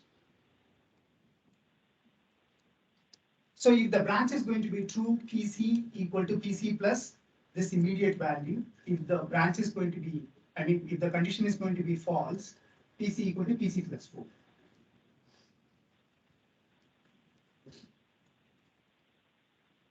So here you can do different checks like branch equal to, branch not equal to, branch less than, greater than or equal to, branch less than, greater than or equal. So that's the BLTU, BGEU, they are for unsigned. But if you want to realize greater than, then you need to reverse the operands of these instructions. Just look at this. Okay, you just need to swap the operands. So if there is any control flow, if A is greater than B, then out equal to A, else out equal to B, then it can be realized something like this. You need registers like X12 for A, X13 for B, and X30 for out. I'm randomly choosing these registers, okay, X12, X13, X30. For example, X0, it is hardwired to 0, so you can't use that register, remember this. But if you want to use the registers for your variables, then you need to look at ABI. For example, you are implementing function, then there are registers dedicated for function arguments. There are registers dedicated for temporals. So based on that, you can think of using register. That's primarily for software. So here to understand assembly, you can use any resistors except X0. So B less than branch. If it is less than, then if the condition is true, it jumps here. It does addition. So here in this case, the immediate value is calculated.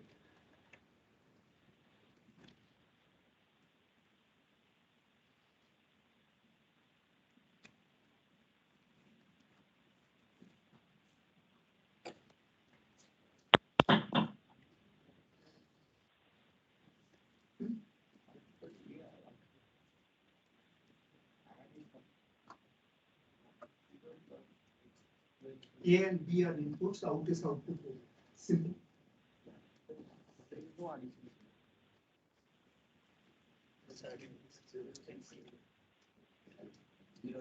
It is like X0, which means like out equal to A. So X0 is 0.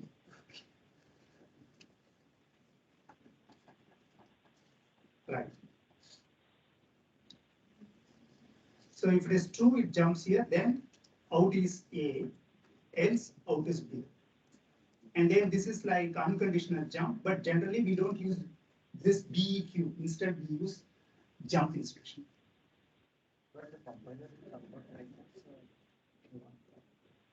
No, it would be much better, much better than this. Okay, J type, jump type.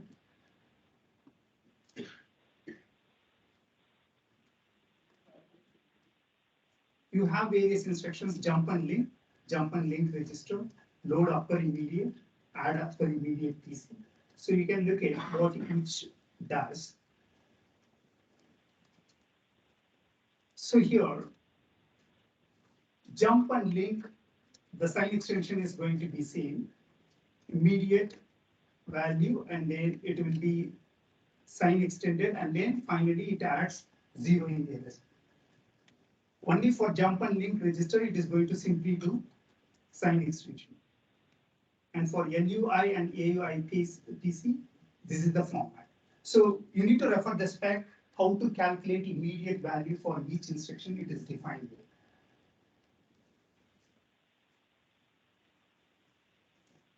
For these instructions, eCall and eBreak. So eCall means transferring control to the operating system. eBreak is transferring control to the debugger. For these instructions, the immediate values are mentioned here, simply zeros.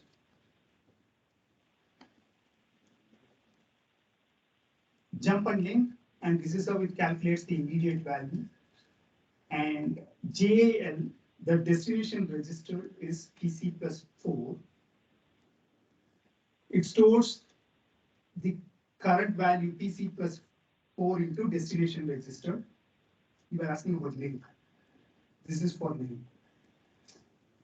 So here, when it comes to jump, it uses this value, right? If the condition is true, it is going to jump to this location, PC plus immediate value. The immediate value is calculated like this. At the same time, it stores the address of the current instruction into destination register to link that. Right? Jump and link.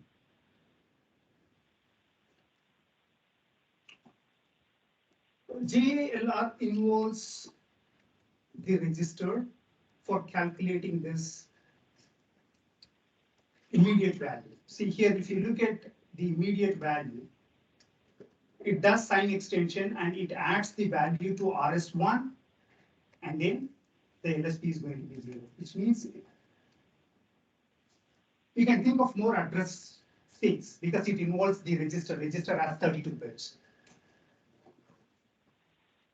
That's the only difference. So here, jump and link register involves one register called RS1 to calculate the offset. Okay. If you consider JAL, it uses only the immediate value. That's the only difference. But it is JAL or JALR primarily for jump, unconditional jump.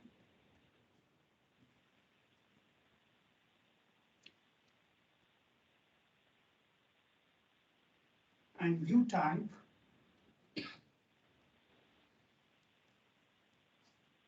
you have the instructions like LUI, AUIPC, LUI, the destination register will be like immediate. So this immediate value, how it is calculated? This is the immediate value, whatever you get from the 32 bits, and then remaining 12 bits would be 0. Just look at the spec and then generate this value. So it needs this immediate value to calculate. In case of AIPC, RD is going to be PC plus immediate IMMU. In case of LUI, RD is going to be IMMU. So when I say IMMU, immediate of U time. Okay? What about 64-bit immediates? Which one? So this goes up to 32-bit immediate value, right? If you have a 64-bit architecture and then the 64. Accordingly, sign extension happens for 64 bits. So that sign extension, if I need a unique 64-bit immediate value. You have to use only these bits because the 32 bits remain same. So here 31 down to 12 is only allocated for immediate value. In any case, this is the immediate value. Register can be 64-bit, right? Yes. This allows filling up a register only up to 32 bits with immediate value. So if I have to fill the upper 32 bits of a register, is there a different instruction? No. I can't fill it. It would be like sign extension. Because in case, see here, this remains same, whether it is going to be 64 or 128. This is going to be same.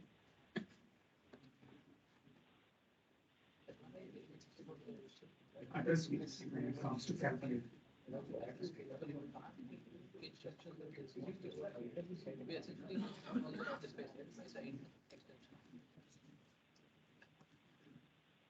For example, there are cases where we involve register, right? JALI to calculate some offset. So in that case, if you are going to involve some register, that register itself is going to be 64 bits. You can use that to calculate bigger value. Yes. So if the question is in what way this is going to help. For example, here you look at this example. If the immediate value calculation involves any particular register, and then the register is going to be 64 bits, you can think of using bigger value to calculate the offset.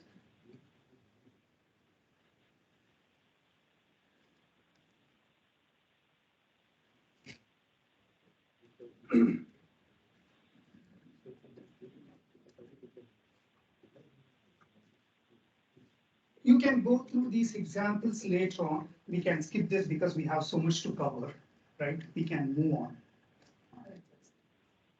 Others, if time permits, I will. So we have seen different kinds of instructions. R type involves registers.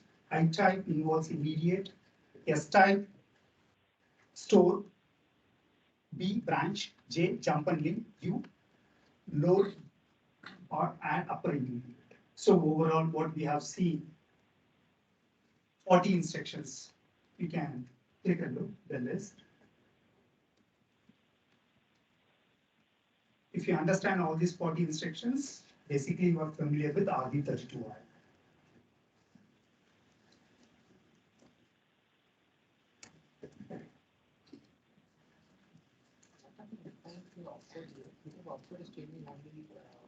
Of course, it is similar to all most of the things. So you have 6 bit output, and you can generate 120 instructions output. So, but actually we're not using those 7 to the output. But we're adding functions and functions. Definitely is the open. Why you have to do that particular implementation? Why can't we simply use the 7 bit output and Your output is mainly to classify R type, I type, S type, just to differentiate. And there will be other extensions also. So there will be different types also. So output is dedicated to classify the extensions, and function defines what it has. Shall we? Yeah. 5 minutes. Yeah.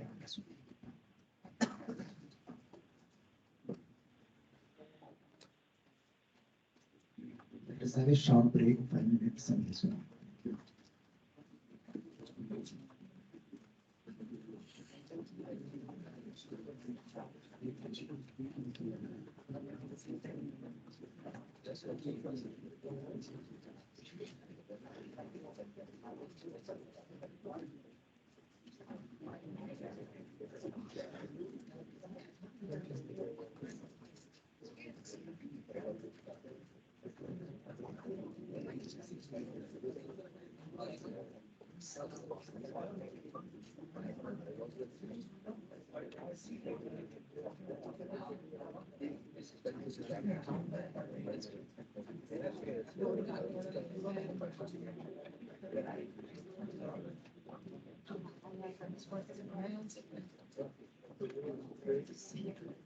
Just think of debt, cash, and other things. Like you can still simplify.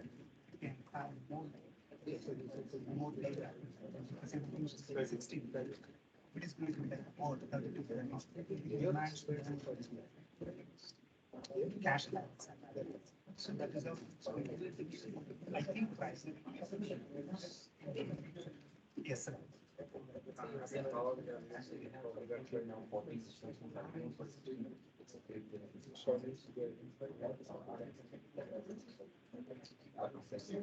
Yes, that ISS structure release. Yes. So what I'm talking about is when I put 32, 64 and 28, this structure release.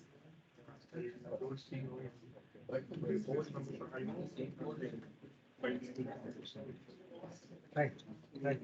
So that is why the address is you can find the 16 also. It's 32. So it's supposed.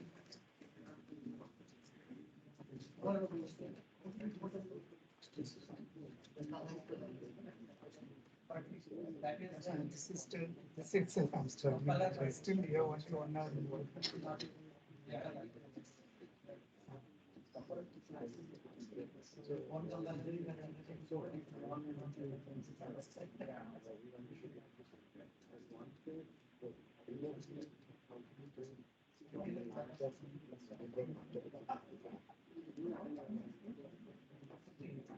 Actually, I've been working on this.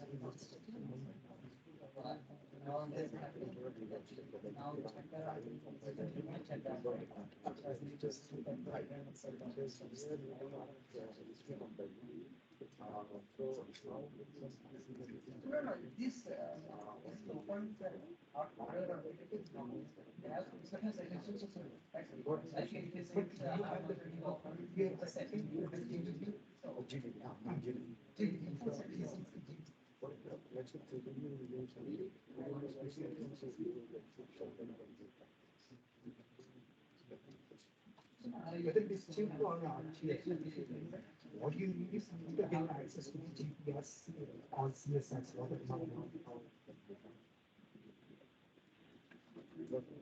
That is where GDB helps. It brings the complex. My question is that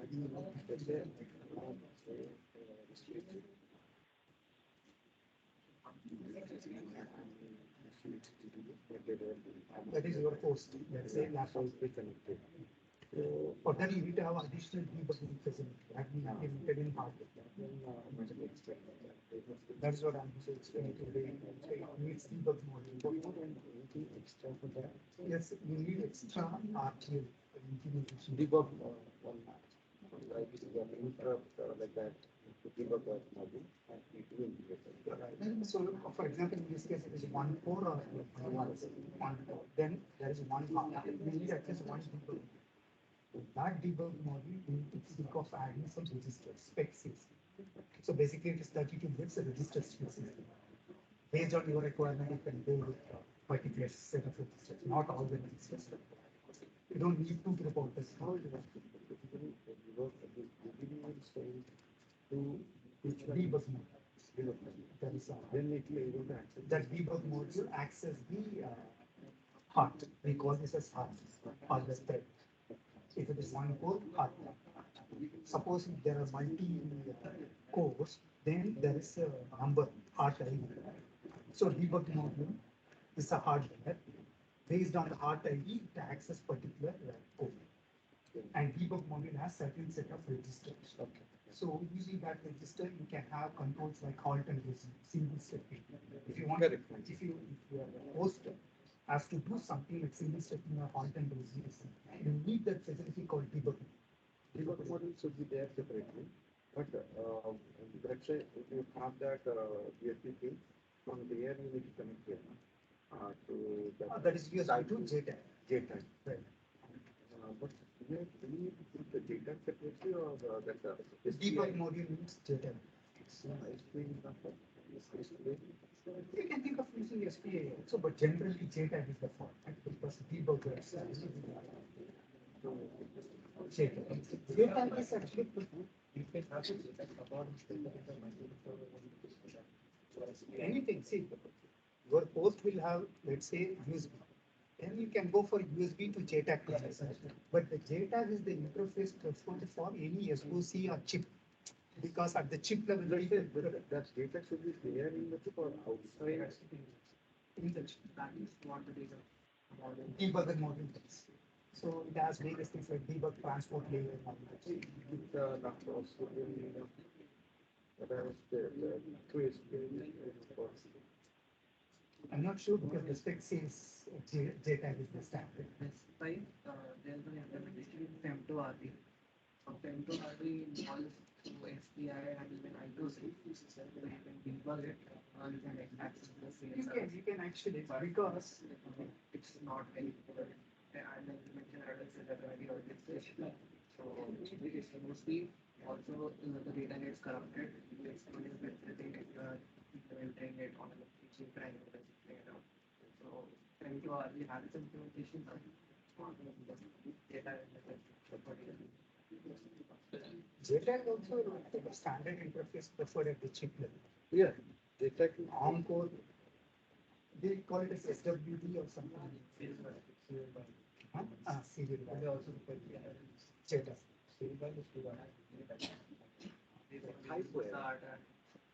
JTAG. Right. But SWD is the one which has two things, but JTAG is the better. SWD also work with this one. No. JTAG FEM2RD has SWD implementation RD. That is ARM specific. But actually, RISC-V doesn't say like whether you have to use JTAG or SP. It is not related to implementation. But it suggests like these are all the components required, how you can visualize. Host to heart, your processor communication. for debugging. You need some interface. Correct. Okay, they define like that interface should be like register based. 32 bits register implementation is debugging. That's it. And we give a lot of options like kind of buffer programming. So first, if we have a JTAG, then I can interface with that debug and You need that option implementation debugging. debug one should be there with the debug code, and the JTAG should interface with that debug. So, so is it good idea to use this project?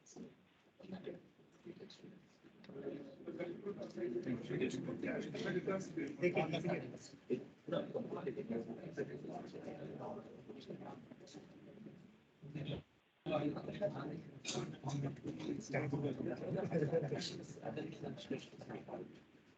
So,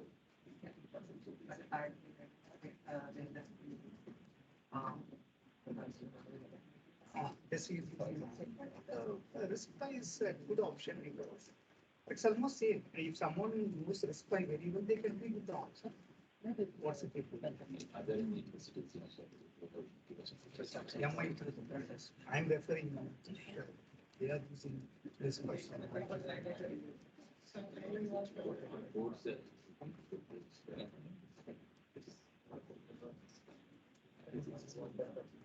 I don't deal with both sections. Microchip of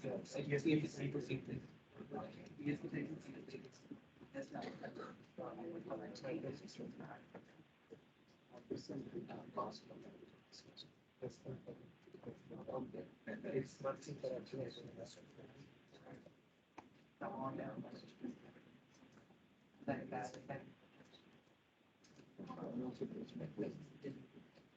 We have our own RTL for the labs and the website, so that way it's quite good. We can create everything. I just wanted to know that we are. I'm trying to cover, but I don't know if they're running out of time. We'll skip the demo. Because assembly is like a time consuming. I didn't know actually how to explain it in the section.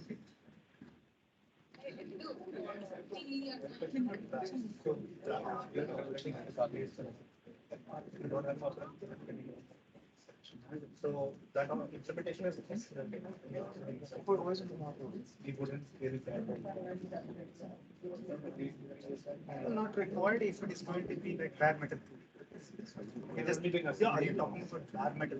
Suppose if it involves hard task, still there is an option. We need as soon as an operating system comes in, we have physical scrubs, then we need. If it is bare metal. Because it's going to be like one application running.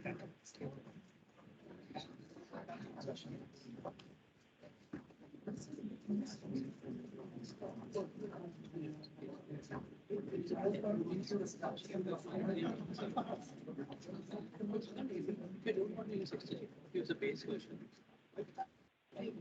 Because it's based on 10 bits for the function of programming. For consistency, Just for the compatibility. because it's same for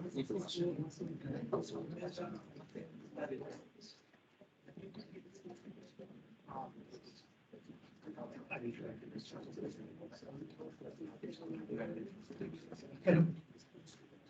Shall we start? We are running out of time.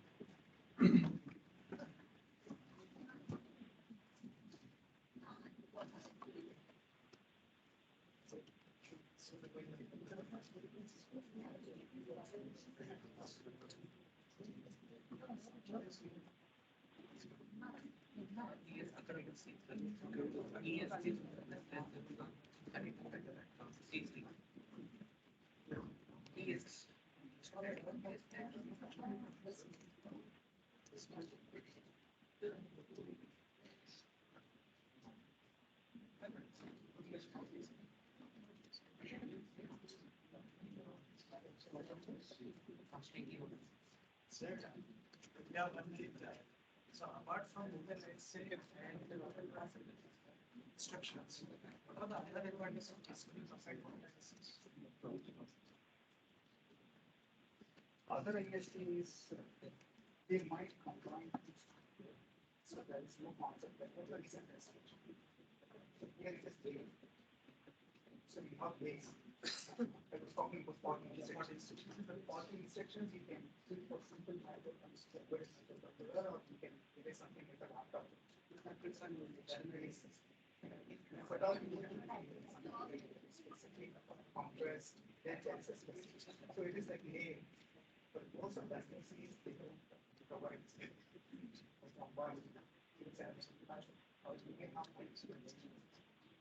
processing. So we might talk more about specific versions of the process. Then we have 20 different versions. And here ISC is one basic. You can create any version as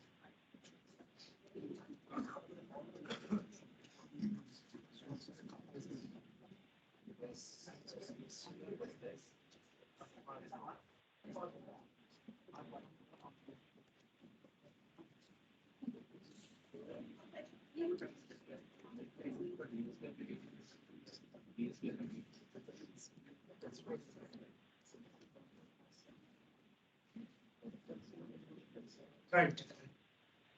CSR.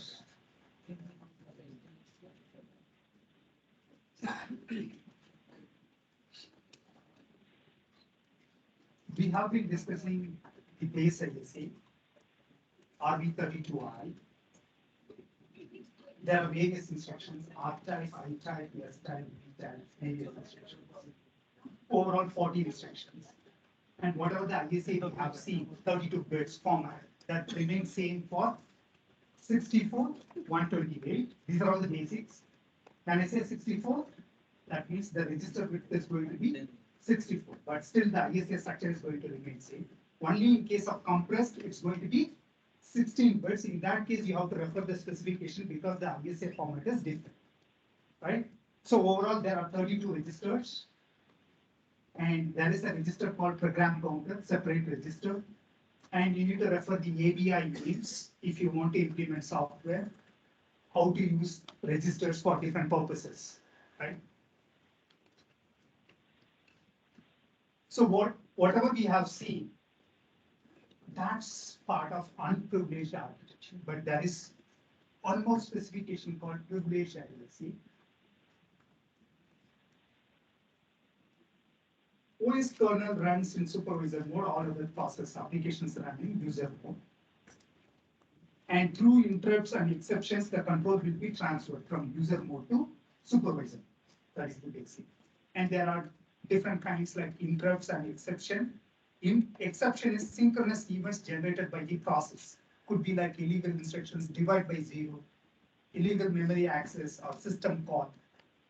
Or when I say interrupt, asynchronous events generated by the I/O devices, primarily from timer, interrupts, or keystroke, or UART. All these things are required to have functions like virtual memory management. Just think about virtual memory management. If you want to have this facility, then you have to realize privileged architecture.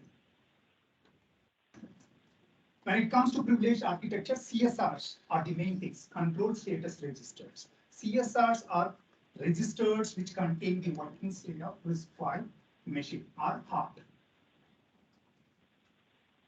When I say heart, it's called hardware thread.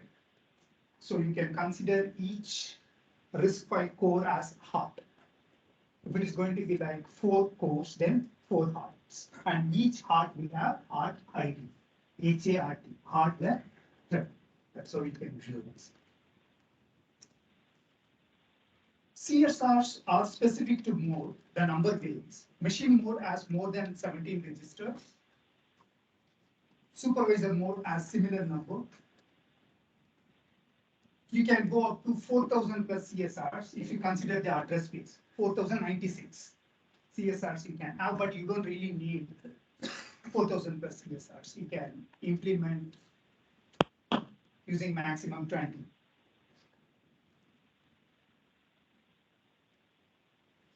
Some of the important CSRs I will try to brief. There are instructions to read the CSRs or to write the value into CSRs. You can refer the spec.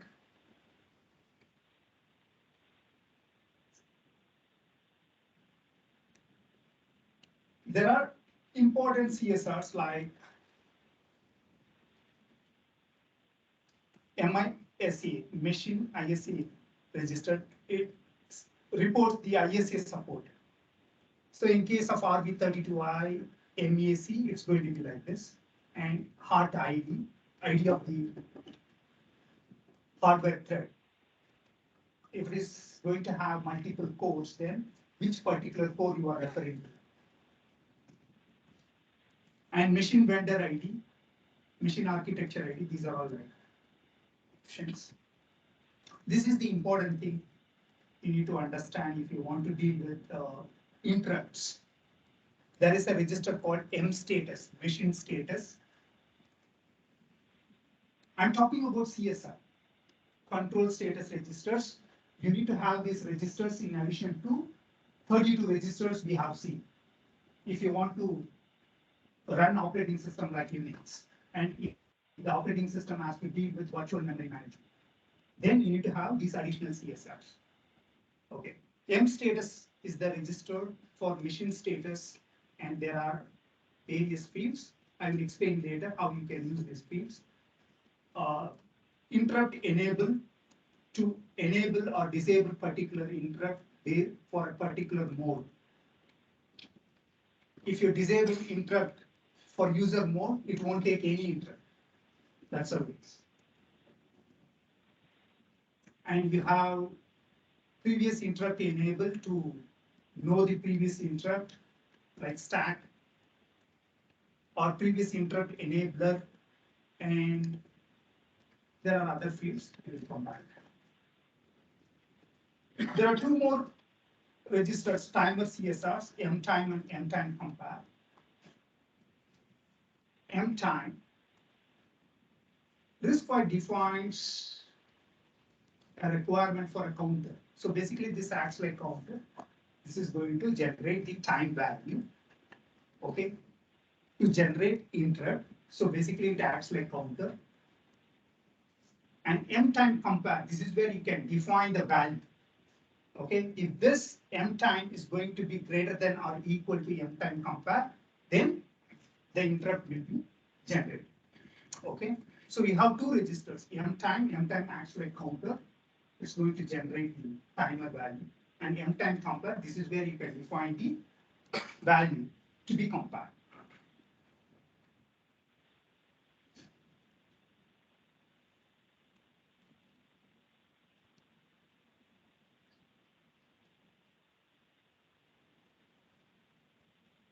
We will come back to the CSRs. Let's take a look at interrupts. How we can visualize interrupts. Here you have R0, R1. You can visualize like R0 is hard time. So there are two ports, so R0 and R1, and each heart has modes like user mode, supervisor mode, hypervisor, and machine mode. And each mode supports both timer interrupt and software. You also get the interrupt from external devices. To manage the interrupt from external devices, you need to have the facility like platform level interrupt control. PLIC means platform level interrupt control, which is going to get the interrupts from external devices, and then it's going to route the interrupt to specific part. PLIC arbitrates between multiple parts, training interrupt.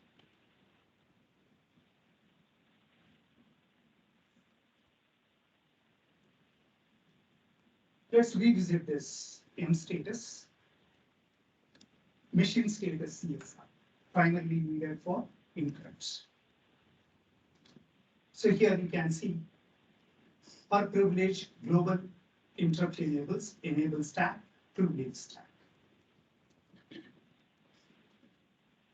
If you consider per privilege global interrupt enables, you have like user interrupt enables, supervisor interrupt enable, or machine interrupt enable. For each mode, interrupt enable is there. This is the main register. Here, if you disable the interrupt, the heart is not going to take any particular interrupt for that particular mode. Okay. And there is enable stack and privilege stack. We will look at how these bits. MCOS, machine interrupt cost, CSR. If you want to understand whether it is exception or interrupt, how to interpret, right? So you need to look at MCOS. So here down you can see this is the format, exception code, and the MSB is interrupt bit. Okay, so this is single bit. If this bit is 1, basically it is asynchronous interrupt. If this bit is 0, then it is synchronous exception. Okay, so using this particular bit, you can classify whether it is interrupt or exception. After classifying this, whether it is interrupt or exception, using exception code, you can deal with it. Okay, so the exception code explains what kind it is. For example, in case of interrupt, whether it is user software interrupt, or machine software interrupt, or supervisor timer interrupt, there are various kinds. Right? So there is an exception code.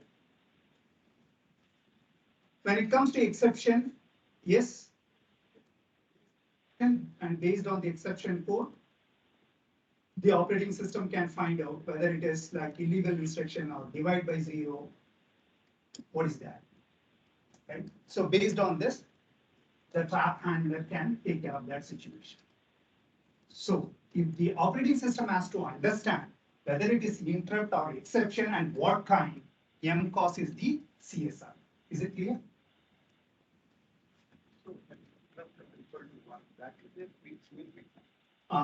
That is single bit, but remaining bits 32 bits overall. Remaining bits exception code. So my question is that it may be 0 or 1. Right. So if you when that done, other in high impedance or something like that. It can be only 0 or Now if it is 0 means it is going to the exception. correct. Let's say if there is nothing, either no interrupt or no exception is there. So what will be the concept of that?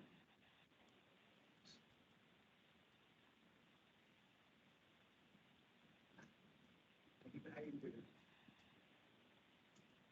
In that case, M status will have that control.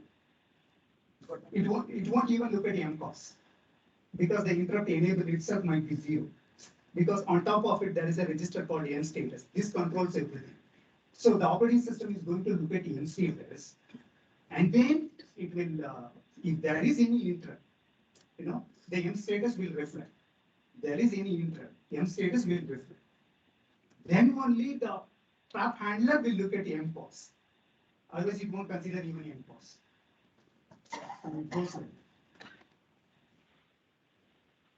It won't try to read the M pos directly.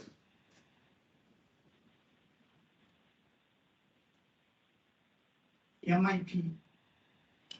MIP reflects the pending status of interrupts for art. So for each mode, separate interrupts, machine mode, supervisor mode, user mode. So here, when I say MSIP, machine mode software interrupt pending.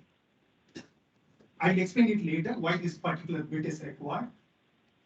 So you have various things like MSIP, machine mode software interrupt pending, and similarly supervisor mode software interrupt pending. So this is for basically software, first 4 bits, and then remaining local timer, and then remaining external front plate, and then remaining reserve. This is how you can interrupt if it is going to be like 32 bits. How we use this MIP? We will see. MIP mirrors the layout of MIP. But this is mainly for interrupt enable. So this is interrupt pending MIP. This is interrupt enable. So machine mode software interrupt enable, supervisor mode software interrupt enable. So there is one more register through which you can still control interrupt enable, but always remember M status will have highest priority. In M status, suppose you disable particular interrupt enable, this is not going to be effective. Okay. Machine trap vector CSR. So when it comes to executing this, right? Empty bed sets the base interrupt vector and the interrupt basically to calculate the offset. So here, based on exception and based on interrupt, it is going to choose the value. There are different options like direct and vector. All interrupts tap to the address emptyvec.base. In case of exception, in case of interrupt, this is how it is going to be. Machine exception program counter, MEPC. This holds the PC value of interrupted instruction. If there is any interrupt comes, then you have to store the current PC value to come back. For that, this MEPC is used. MEPC will have the current value of PC.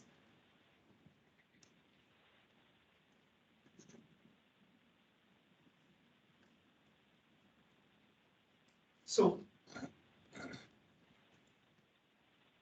here. How the trap handler happens, entry and exit. On entry, RISC-V heart will save the current state. So the current PC is stored in an EPC. We have seen the register, right?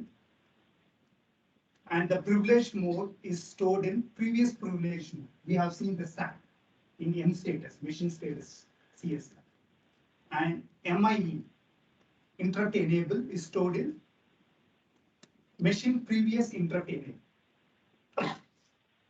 So you need to store the current PC, current interrupt enable, and current privilege mode. Then set PC to empty vec. So how to calculate this based on interrupt or exception we have seen, direct or vector. You need to calculate this. And then the PC will jump to this empty vec, this particular location, and then it executes. And mstatus.mie. So when you are executing this trap handler, that time MIE should be 0 because you should not allow any interrupt to happen because the trap handler is happy.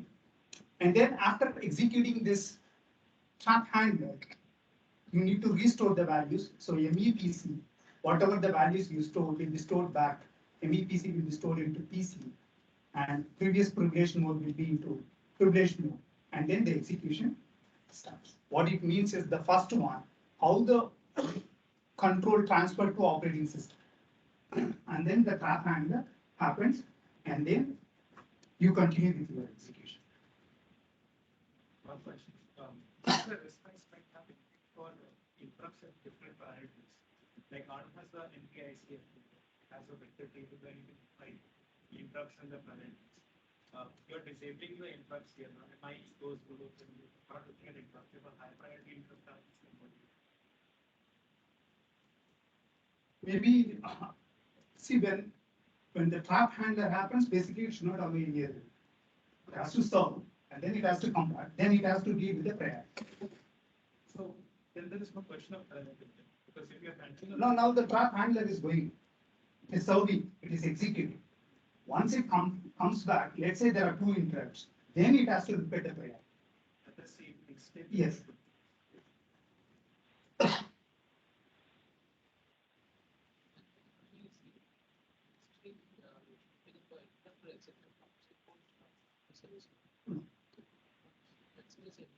And that is being included in the IS. And in the IS, if there's an illegal structure, that has to be removed as an exception.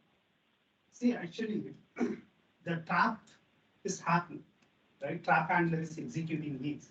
The control is with operating system. But what you are talking about is the application.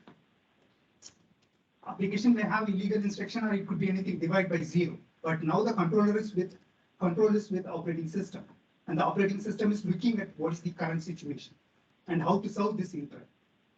The current situation could also be like illegal instruction, let's say. So the control has come from application because there was an illegal instruction, and then the control has been given to operating system, and it is sorting out. And once it completes it, it goes back to application. It's running the trap handler. And inside trap handler is also like a program. Yeah, that's it. So you may have some illegal instruction. That should be taken care. So what he's asking is that trap handler itself is a C program. Suppose if there is any problem with illegal instruction with that C program itself, it is something wrong with your processor and implementation. Yeah, that is like unexpected.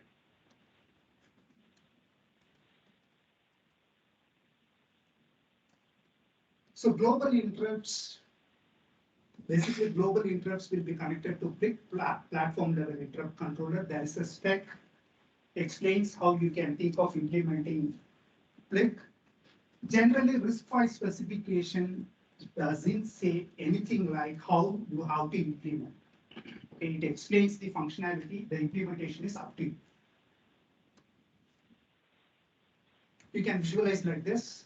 Platform level interrupt controller, there are global interrupts through PLIC. The global interrupts will be serviced. That is where you might look at the priorities and other things. If there are 2 interrupts in parallel, and then how it can be served. And each heart will have local interrupts. And then, so what we have seen is like basically there are different kinds of interrupts, like timer interrupt and software interrupt. And there could be interrupts from the external devices also. If you want to deal with external interrupts, basically you need to have a facility called PLIC, platform level interrupt controller. And that's how it's going to arbitrate between the interrupts, and then the interrupts will be served. And for each art, there are different interrupts and exception.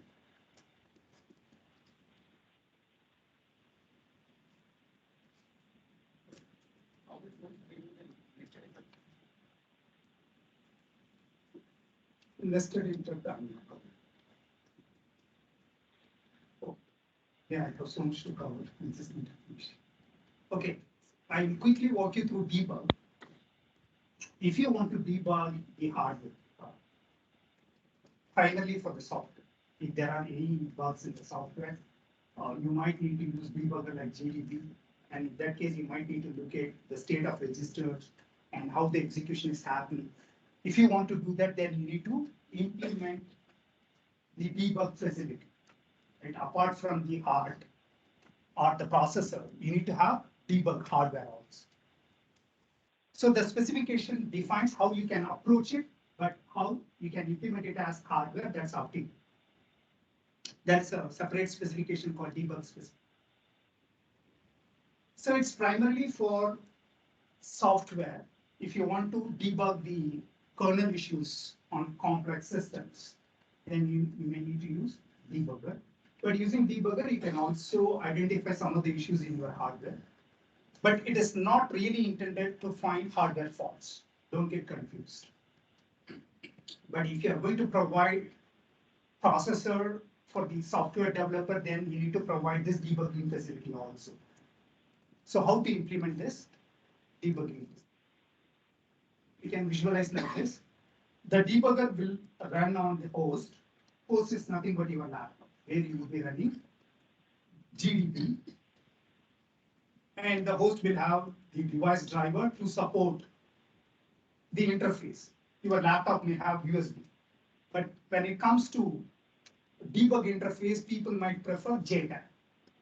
Then you can think of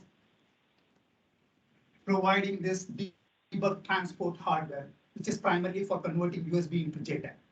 Okay, visualize this debug transport hardware as interface. And in your platform, RISC-V hardware platform, you can think of adding these components like debug transport module, debug module interface, and debug module. These are all the things that are required. Whatever you find dotted lines option, what you need is minimum one debug module to debug your RISC-V processor. Even you have multiple processors also, you need minimum one debug module. But you can have multiple debug modules also, optional. Right? One debug module can debug up to 2 to the power 20. It is possible. So here how you can visualize debug transport module like master, and then debug module like slave, and then debug module interface like bus. So if it could be even ABB or simple connection also. Okay, you can think of implementing debug module interface like ABB. But the spec doesn't define all these things like you have to implement debug module as ABB. The spec doesn't define something like you have to use JTAG. It's up to you. JTAG is the preferred interface. So what is debug module? This is the main thing you need to understand when it comes to debug. It has certain registers and it supports certain commands, abstract commands. Using abstract commands, you can read CSRs, you can write value, you can debug general GPRs, optionally CSRs and FPRs, floating point registers. Whatever you find dotted, optional. You can also have bus access to access memory optionally. You can also have program buffer. For example, you can have kind of subroutine set of instructions, and then you want to run and debug the code, you can do that. For that, you need to have this facility called program buffer, right? But it is not mandatory.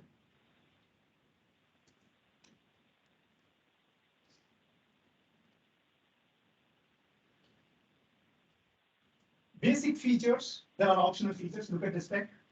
Basic features are required to select hearts to do halt resume, to execute abstract commands, and to deal with program buffer or single stepping, or to debug across reset. Triggers is optional.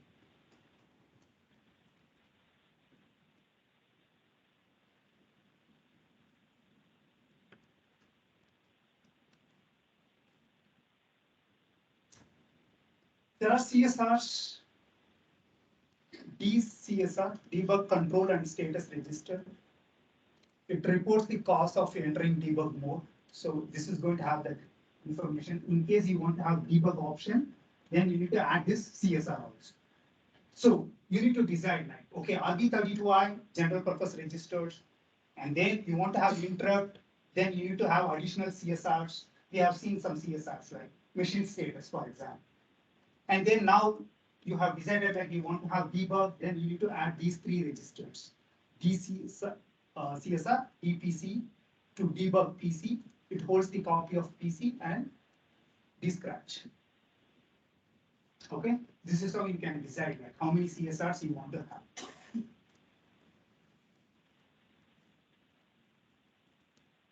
Debug module is the main component you need to understand.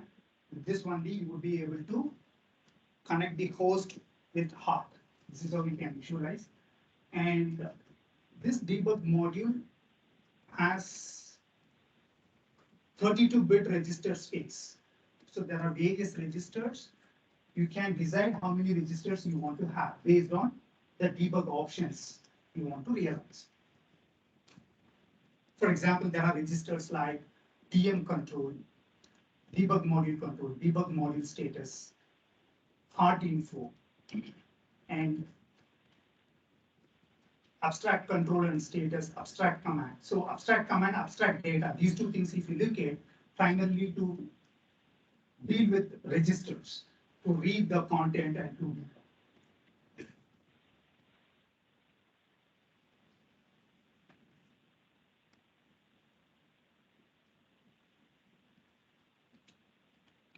debug module status reports the status of overall debug module as well as the selected hops.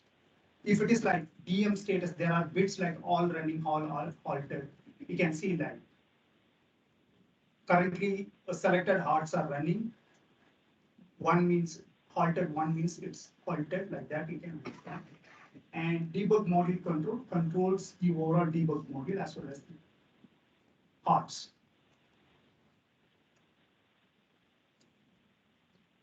And you have command, through command you can read and write the values into registers. For that you need to use abstract data.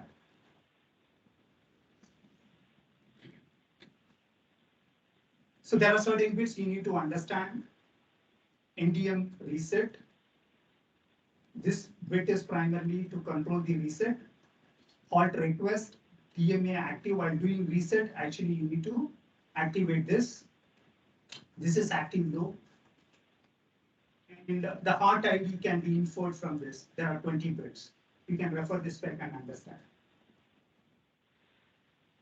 Okay, let's look at the flow. That would be more useful to you.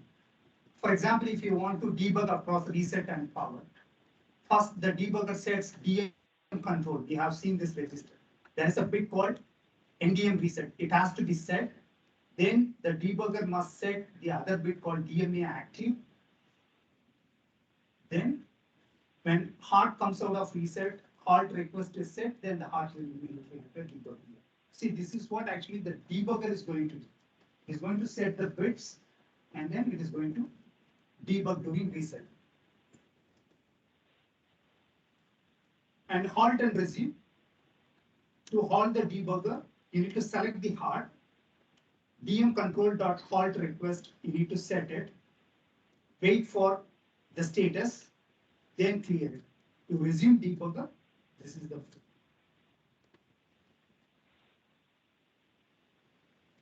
And you can also do single stepping. And to read and write the values into GPRs, you can use abstract commands. This is how you can visualize.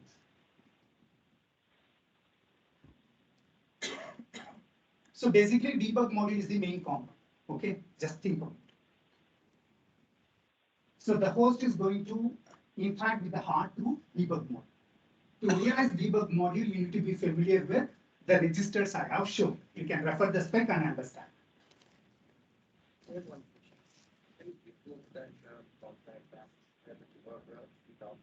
Can we come back to this because we have more than 50% to be covered? Okay.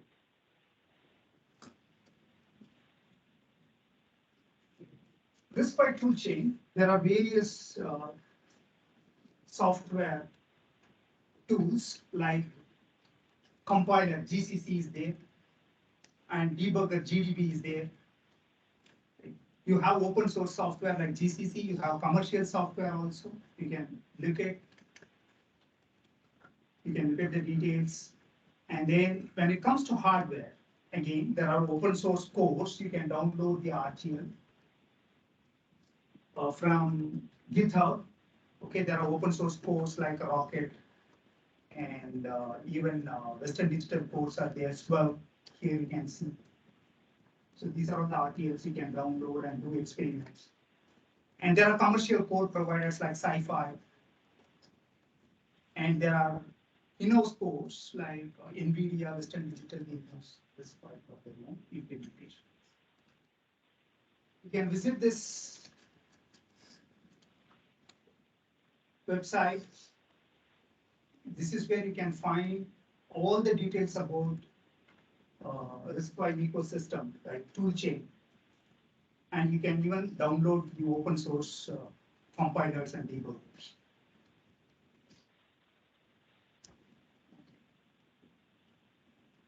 So what we have seen, RB32I base ISA, and then interrupts. As part of interrupts, we have seen CSR, and then debugger, right? I may not be able to explain everything in detail, but what I'm trying is, after this session, you can go back and refer the spec. You know how to deal with the spec. If you're fine with that, you will be able to implement as we prefer. Okay. If time permits, we will come back. Shall I skip this portion? This is primarily related to RTU. It will take much time. We need to end the session by 4:30.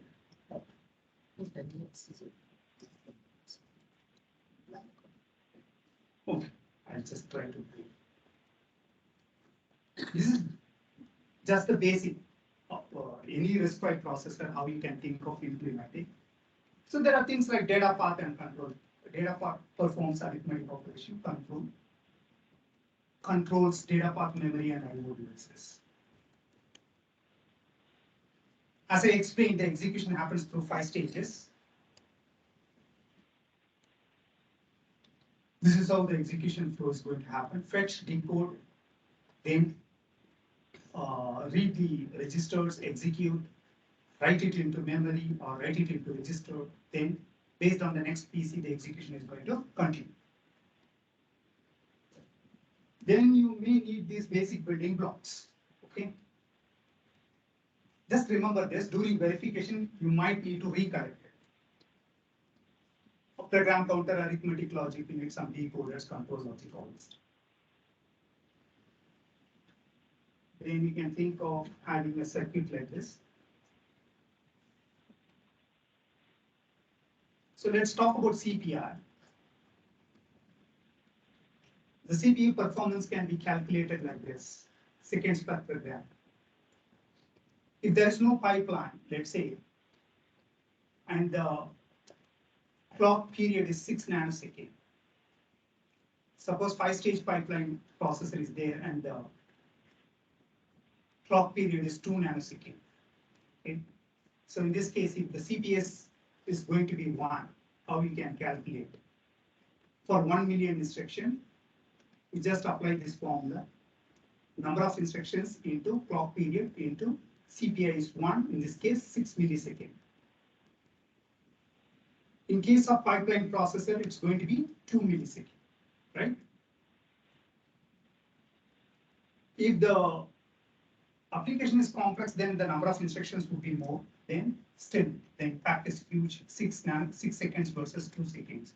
or 10 billion instructions, 60 seconds versus 20 seconds. So obviously the pipeline architecture will have huge impact. That's what it means. Suppose if the CPI is not taken care in case of pipeline, it's not going to be very effective. That's what it explains here. CPI has to be 1 or less than 1. That is clock cycle per instruction average. So you need to take care of CPI. If you don't take care of CPI, even in case of pipeline implementation, it's not going to be effective. Just look at this.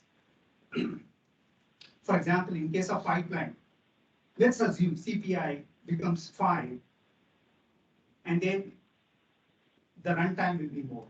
So it's going to be like 6 milliseconds versus 10 milliseconds. So it's not going to help. We need CPI.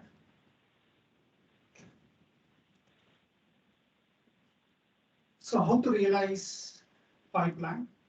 You need to insert registers. Pipeline is a general concept. So if you have pipeline implementation, then the propagation delay would be calculated like this, maximum of one of the execution stages, right? But it won't be like sum of all the delays. If there's no pipeline, it would be like the propagation delay of each stage. Propagation delay will be more and the frequency will be more. So how to improve the frequency?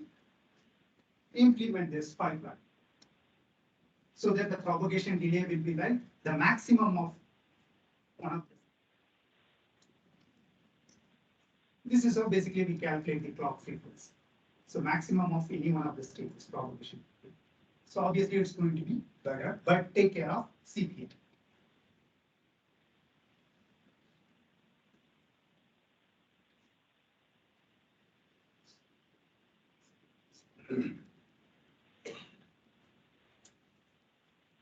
But it's not going to be straightforward when it comes to pipelining. There could be dependencies. So here, consider this execution load board. Here, add-I needs the value of x12. Look at here, right? And x12 can be updated only by load board. But the load board, if you look at the execution stages, right, it happens in this stage only, 5th clock cycle only, because it has to load the board from memory. So add-I has to wait.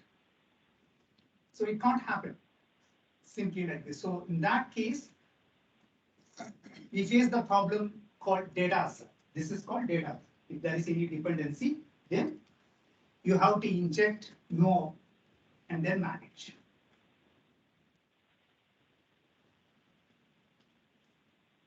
So there are two kinds of hazards. One is called data hazard, the other one is control hazard. Any dependency, as I showed, that falls under this category. While dealing with branch and jumps, there could be similar issues, and that's called control hazard. So how to deal with it? You have the options like stall and bypass. You must be familiar with this, like wait for the updated value so that you can think of injecting no op. No op can be visualized like add-I x0, x0. Right? So it's not going to do any calculation. The state of the architecture will remain same. So wait for the updated value or bypass. So when I say bypass, you can also think of forwarding the value from the current stage to the previous stage. You don't really need to wait. Why should I wait for 5th clock cycle? I can forward the values. So this is how you can think of injecting NOP, no op. Add-I x0, x0, 0. X0 is hardwired to 0, so it's not going to do anything. So how to implement? You need to implement the control signal, so it has to hold the PC, it has to disable this register, and then it has to inject NOP into the remaining stages. So NOP has to be injected, right? stall control signal is required. So two things you need. You need to think of implementing stall control signal and you need to think of injecting no. Or you can think of forwarding the value also, right? No takes more number of clock cycles. So instead of waiting for more number of clock cycles, you can think of forwarding the value back to previous stage. Something like this. So instead of waiting for this clock cycle, I can wait for just one clock cycle and then I can forward the value. So how to do that? You can think of adding feedback loops like this. So whenever it does execution, for example, load value from the memory, immediately you can forward the value. This is basically a register, but from here.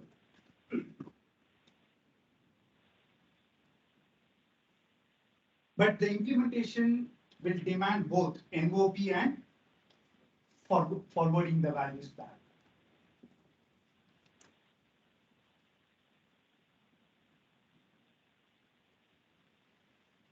Also, the compiler can do some kind of optimization if there is any dependency, whether it can think of adding some independent instruction in between, so that you don't still need to insert NOP. So in this case, just by forwarding the value, you can manage, right?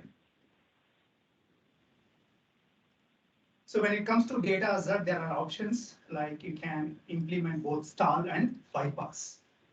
Okay, you need both stall and bypass. In case of control hazard, what happens is, for example, you are dealing with branch or unconditional jump. You don't know whether it is going to be true or false. You are decoding it, right? So you can think of speculating. Speculation is the possible thing. That's how we deal with it. So speculation is called. So we always assume that false. I don't want to go to that location. What if it is false? Then let me get into the next execution. So I just want to move on with PC plus 4 always. Suppose it's going to be wrong, then I will come back. That is called speculation.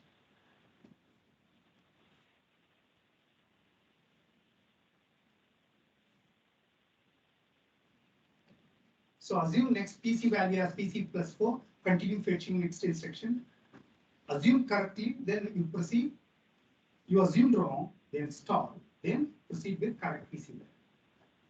You just apply stop. You have no, right?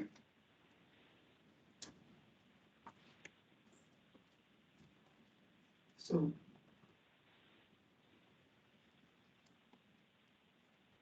see if it is false, yes, you can move on with your execution. You don't need to do anything. Suppose it's true, then you are wrong, then you need to think of using stop.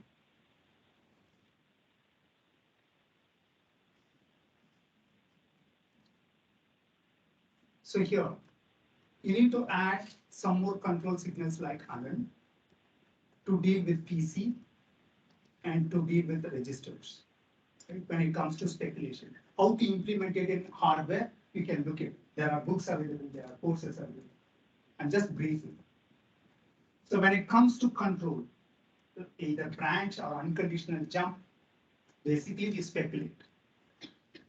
We might be right, we might be wrong. If we are wrong, then we have to inject no.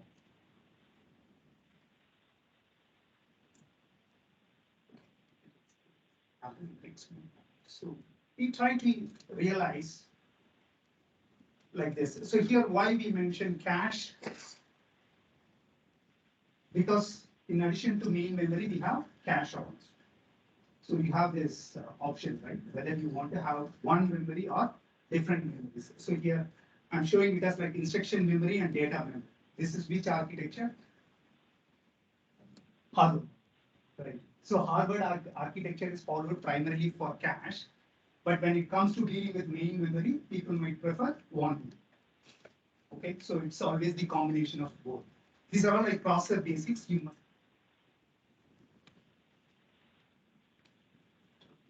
So there are other things also you need to understand, like cache. to deal with processor. So when it comes to memory, there is an hierarchy like registers, then cache, then main memory, then local disk. So registers primarily created using D flip-flop, and the latency is less in terms of nanosecond. If it is 1 gigahertz, it's going to be 1 nanosecond, right? That's how the registers work. And the cache is created using SRAM, static RAM, and main memory using DRAM, and the storage memory like local disk, either hard disk or SSD, based on NAND flash. We have NOR and NAND. So you need to be familiar with all these memories, and when we prefer flip-flop, when we prefer SRAM, when we prefer DRAM. And so though I'm a verification engineer, I should be familiar with this. There are like basics of processing. And this is how you can visualize how the data transfer happens. So generally the registers are fast. If it is like 1 gigahertz, obviously it takes 1 nanosecond. And cache using SRAM, and the range is always like latency is like 1 to 10 nanosecond. So here the thing is actually cache is controlled through hardware because performance is critical. So you can think of implementing the control logic through hardware. But when it comes to managing the memory, generally we try to manage through software. The memory management happens through software. And that's same for even storage disk also. So when to prefer software, when to prefer hardware to control the memories, you should be familiar. Similarly for registers, assembly takes care of registers. That's why it's mentioned like software or compiler. This you should be familiar. So you have approaches like temporal locality and spatial locality to deal with cache. You have processor, you have this cache and then main memory, and you get data, then that's called cache hit. You miss it, then it is miss. So I'm skipping. If you are interested in cache, then you might want to look at. There are different options like direct map and fully associating and end. Okay, now let's jump into design verification. See, one option people prefer is like compiling log files. Okay, in case of RISC-V, there is an utility called instruction generator created by Google. You can download it from GitHub, and this generates random instructions. So basically it produces .c file, and using GCC you can convert this C file into .elf. ELF means executable linkable format. And this file can be read by both RTL and ISS. So you can also think of using open source instruction set simulators file. Here it is like a proprietary inference. So here for the RTL, the instruction set simulator acts like golden reference. So basically ISS produces the equivalent value. You can look at the state of registers, and if you provide the input instructions, it calculates the equivalent value.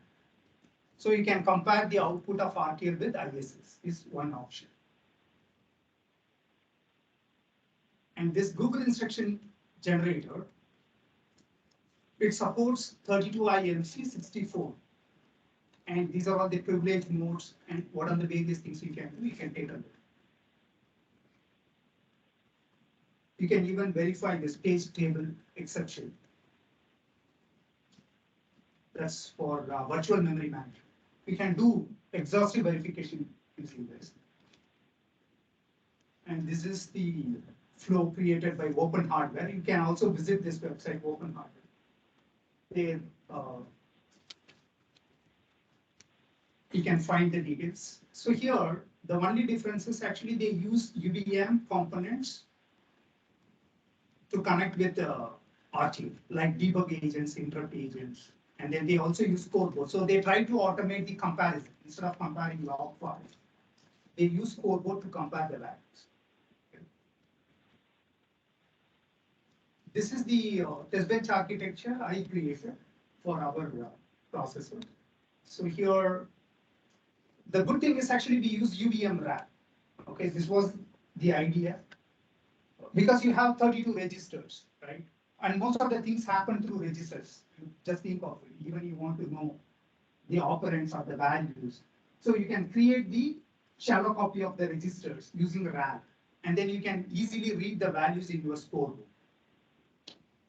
Also, if you look at, we created various agents like a reset agent, interrupt agent. And for the memories, actually, we modeled these memories as AHV slave. So basically, we created the processor using AHV. So here the processor is master and then the memories are slaves. That's how we modeled it. And RAL agent is there, mainly to read the value of registers and through backdoor access primarily. And you can find the status of registers in scoreboard. So here we created a reference model using system Verilog. And when the DUT produces values, basically the reference model also produces value and the comparison is automated in scoreboard.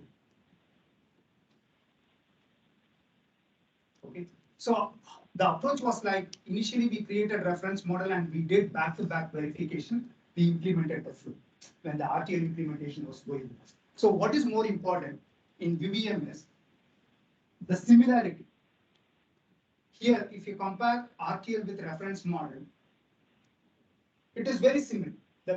We can use almost all the agents. So you can do back-to-back verification with your model, and then later on, once the test bench becomes stable, you can replace the RTL by, you can replace the model by reference. Also, you can model various sequences like instruction sequence for reset sequence, register sequence, and then all the sequences can be called through virtual sequences at the top. So this is completely new. It doesn't use Google instruction set generator. We created our own instruction set generator.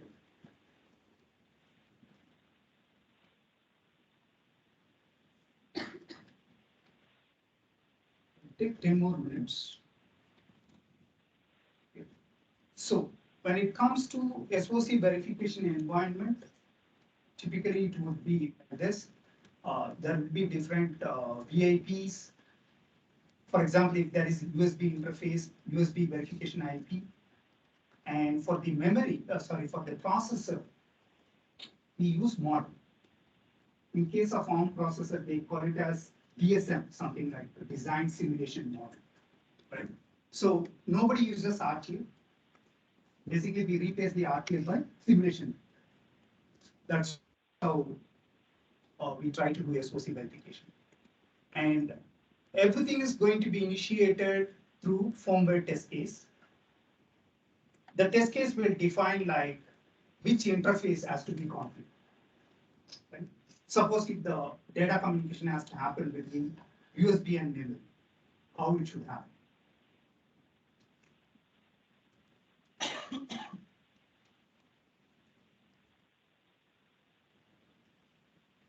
See, let's say we want to reset the chip, then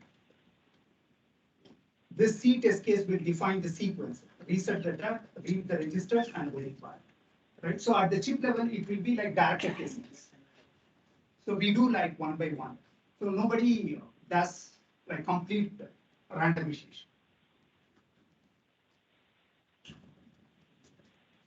So how the C test is converted to UVM? So here you have the C test case, right?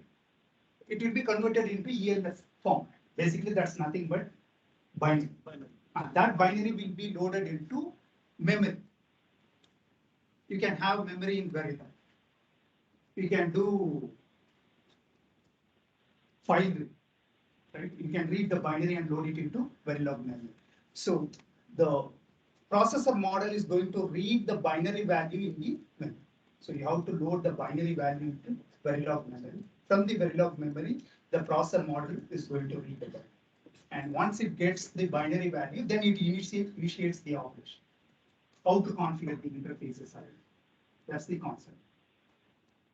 But at the top right, we try to execute all these things through sequences. So you can think of implementing something like additional wrapper. Even for the processor, right, you can think of writing sequence. So you can define sequences like reset sequence, USB sequence, Bluetooth sequence. But reset sequence is going to call the reset firmware code. Bluetooth sequence is going to call Bluetooth firmware code. That's how we can think of. So it's more about like how you create these wrappers and then how you do everything through sequences. So we use UVM sequence mainly to implement something like this execution flow. If you want to execute this USB test case, it has to follow this flow. Reset, then configure, then how the CPU initiates, and then you need to check whether the data transferred, and then you need to read the memory, then verify. That's why we call this as direct testings. All right, things. So overall, verification, how it happens is, at the processor level, we prefer mostly formal verification. We have seen the basic building blocks, right? Decoder or arithmetic logic unit or the register file. All these things can be verified independently using formal verification. Just think of. So verify each component using formal verification. Then once you put all the components, once you implement pipeline, then you can use UVM. So verify the processor, but at the subsystem level or at the chip level, it will always be like either simulation or hardware acceleration. We don't prefer formal verification.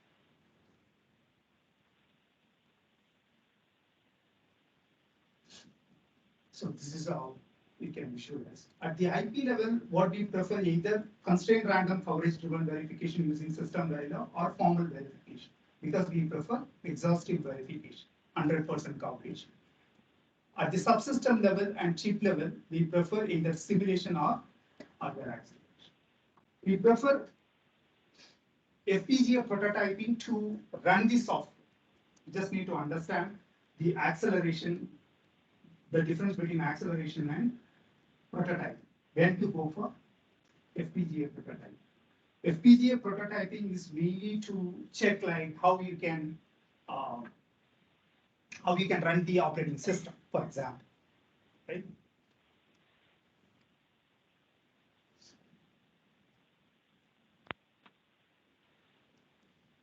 So RISC-V is becoming popular, and more companies are adopting RISC-V. We can see some examples. When it comes to data center, there are companies like Hyderabad, Imagination, Seagate. In telecom, Google. Automotive sector, Imagination, Sci-Fi. In consumer market, Microchip, Sci-Fi. In AI, Esperanto. Esperanto SOCs are pretty complex. They use more than 1,000 RISC-V codes, primarily for AI accelerator. And edge computing, Western Digital. So currently it's in use. So what we have seen is not like kind of concept. People are using RISC-V.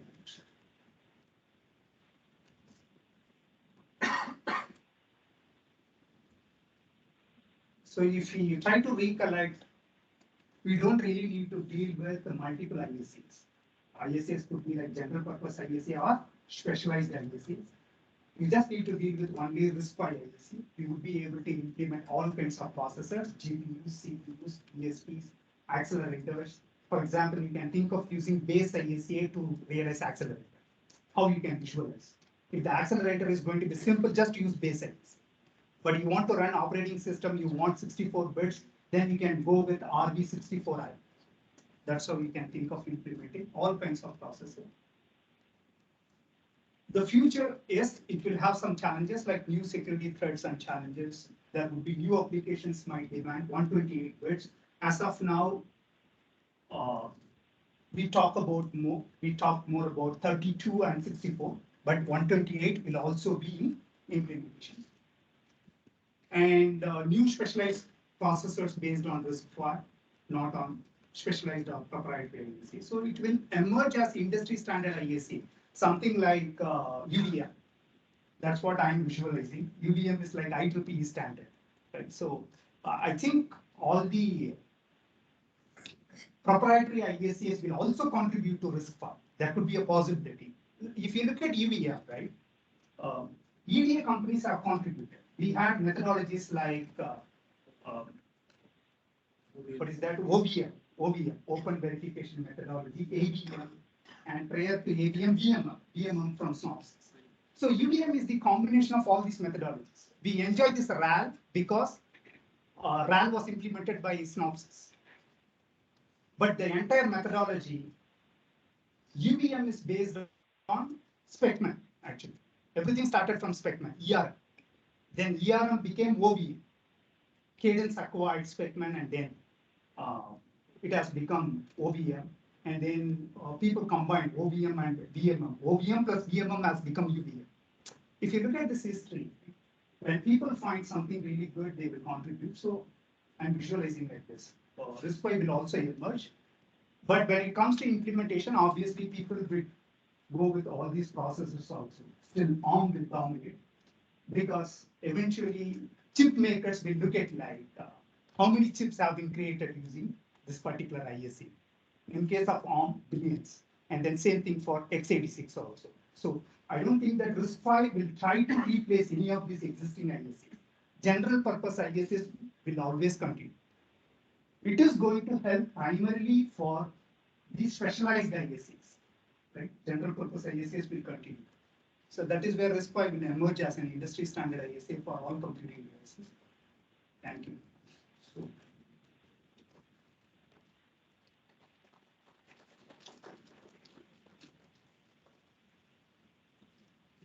Thank you, Siva, for detailed implementation and the details on the RISC-V architecture.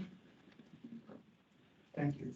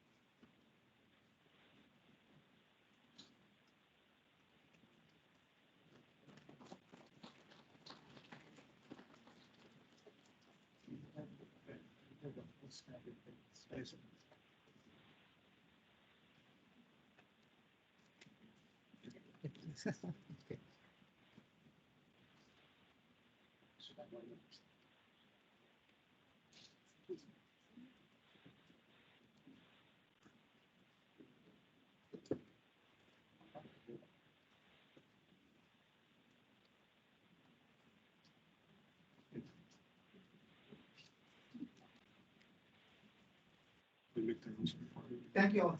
Thanks for your patience. Small announcement to make. Those delegates who are attending from outside Hyderabad and those who are part of fellowship, please collect the delegate kits from the ground floor.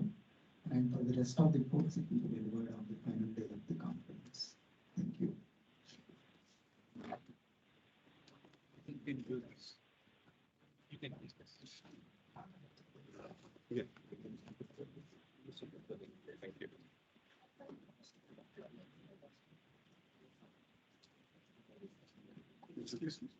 Get these presentations for you. So the recordings will be uploaded on the website of the VLSI. And the VLSI. And the presentations too. Slides will check because that depends on the author, but at least the recordings will be taken.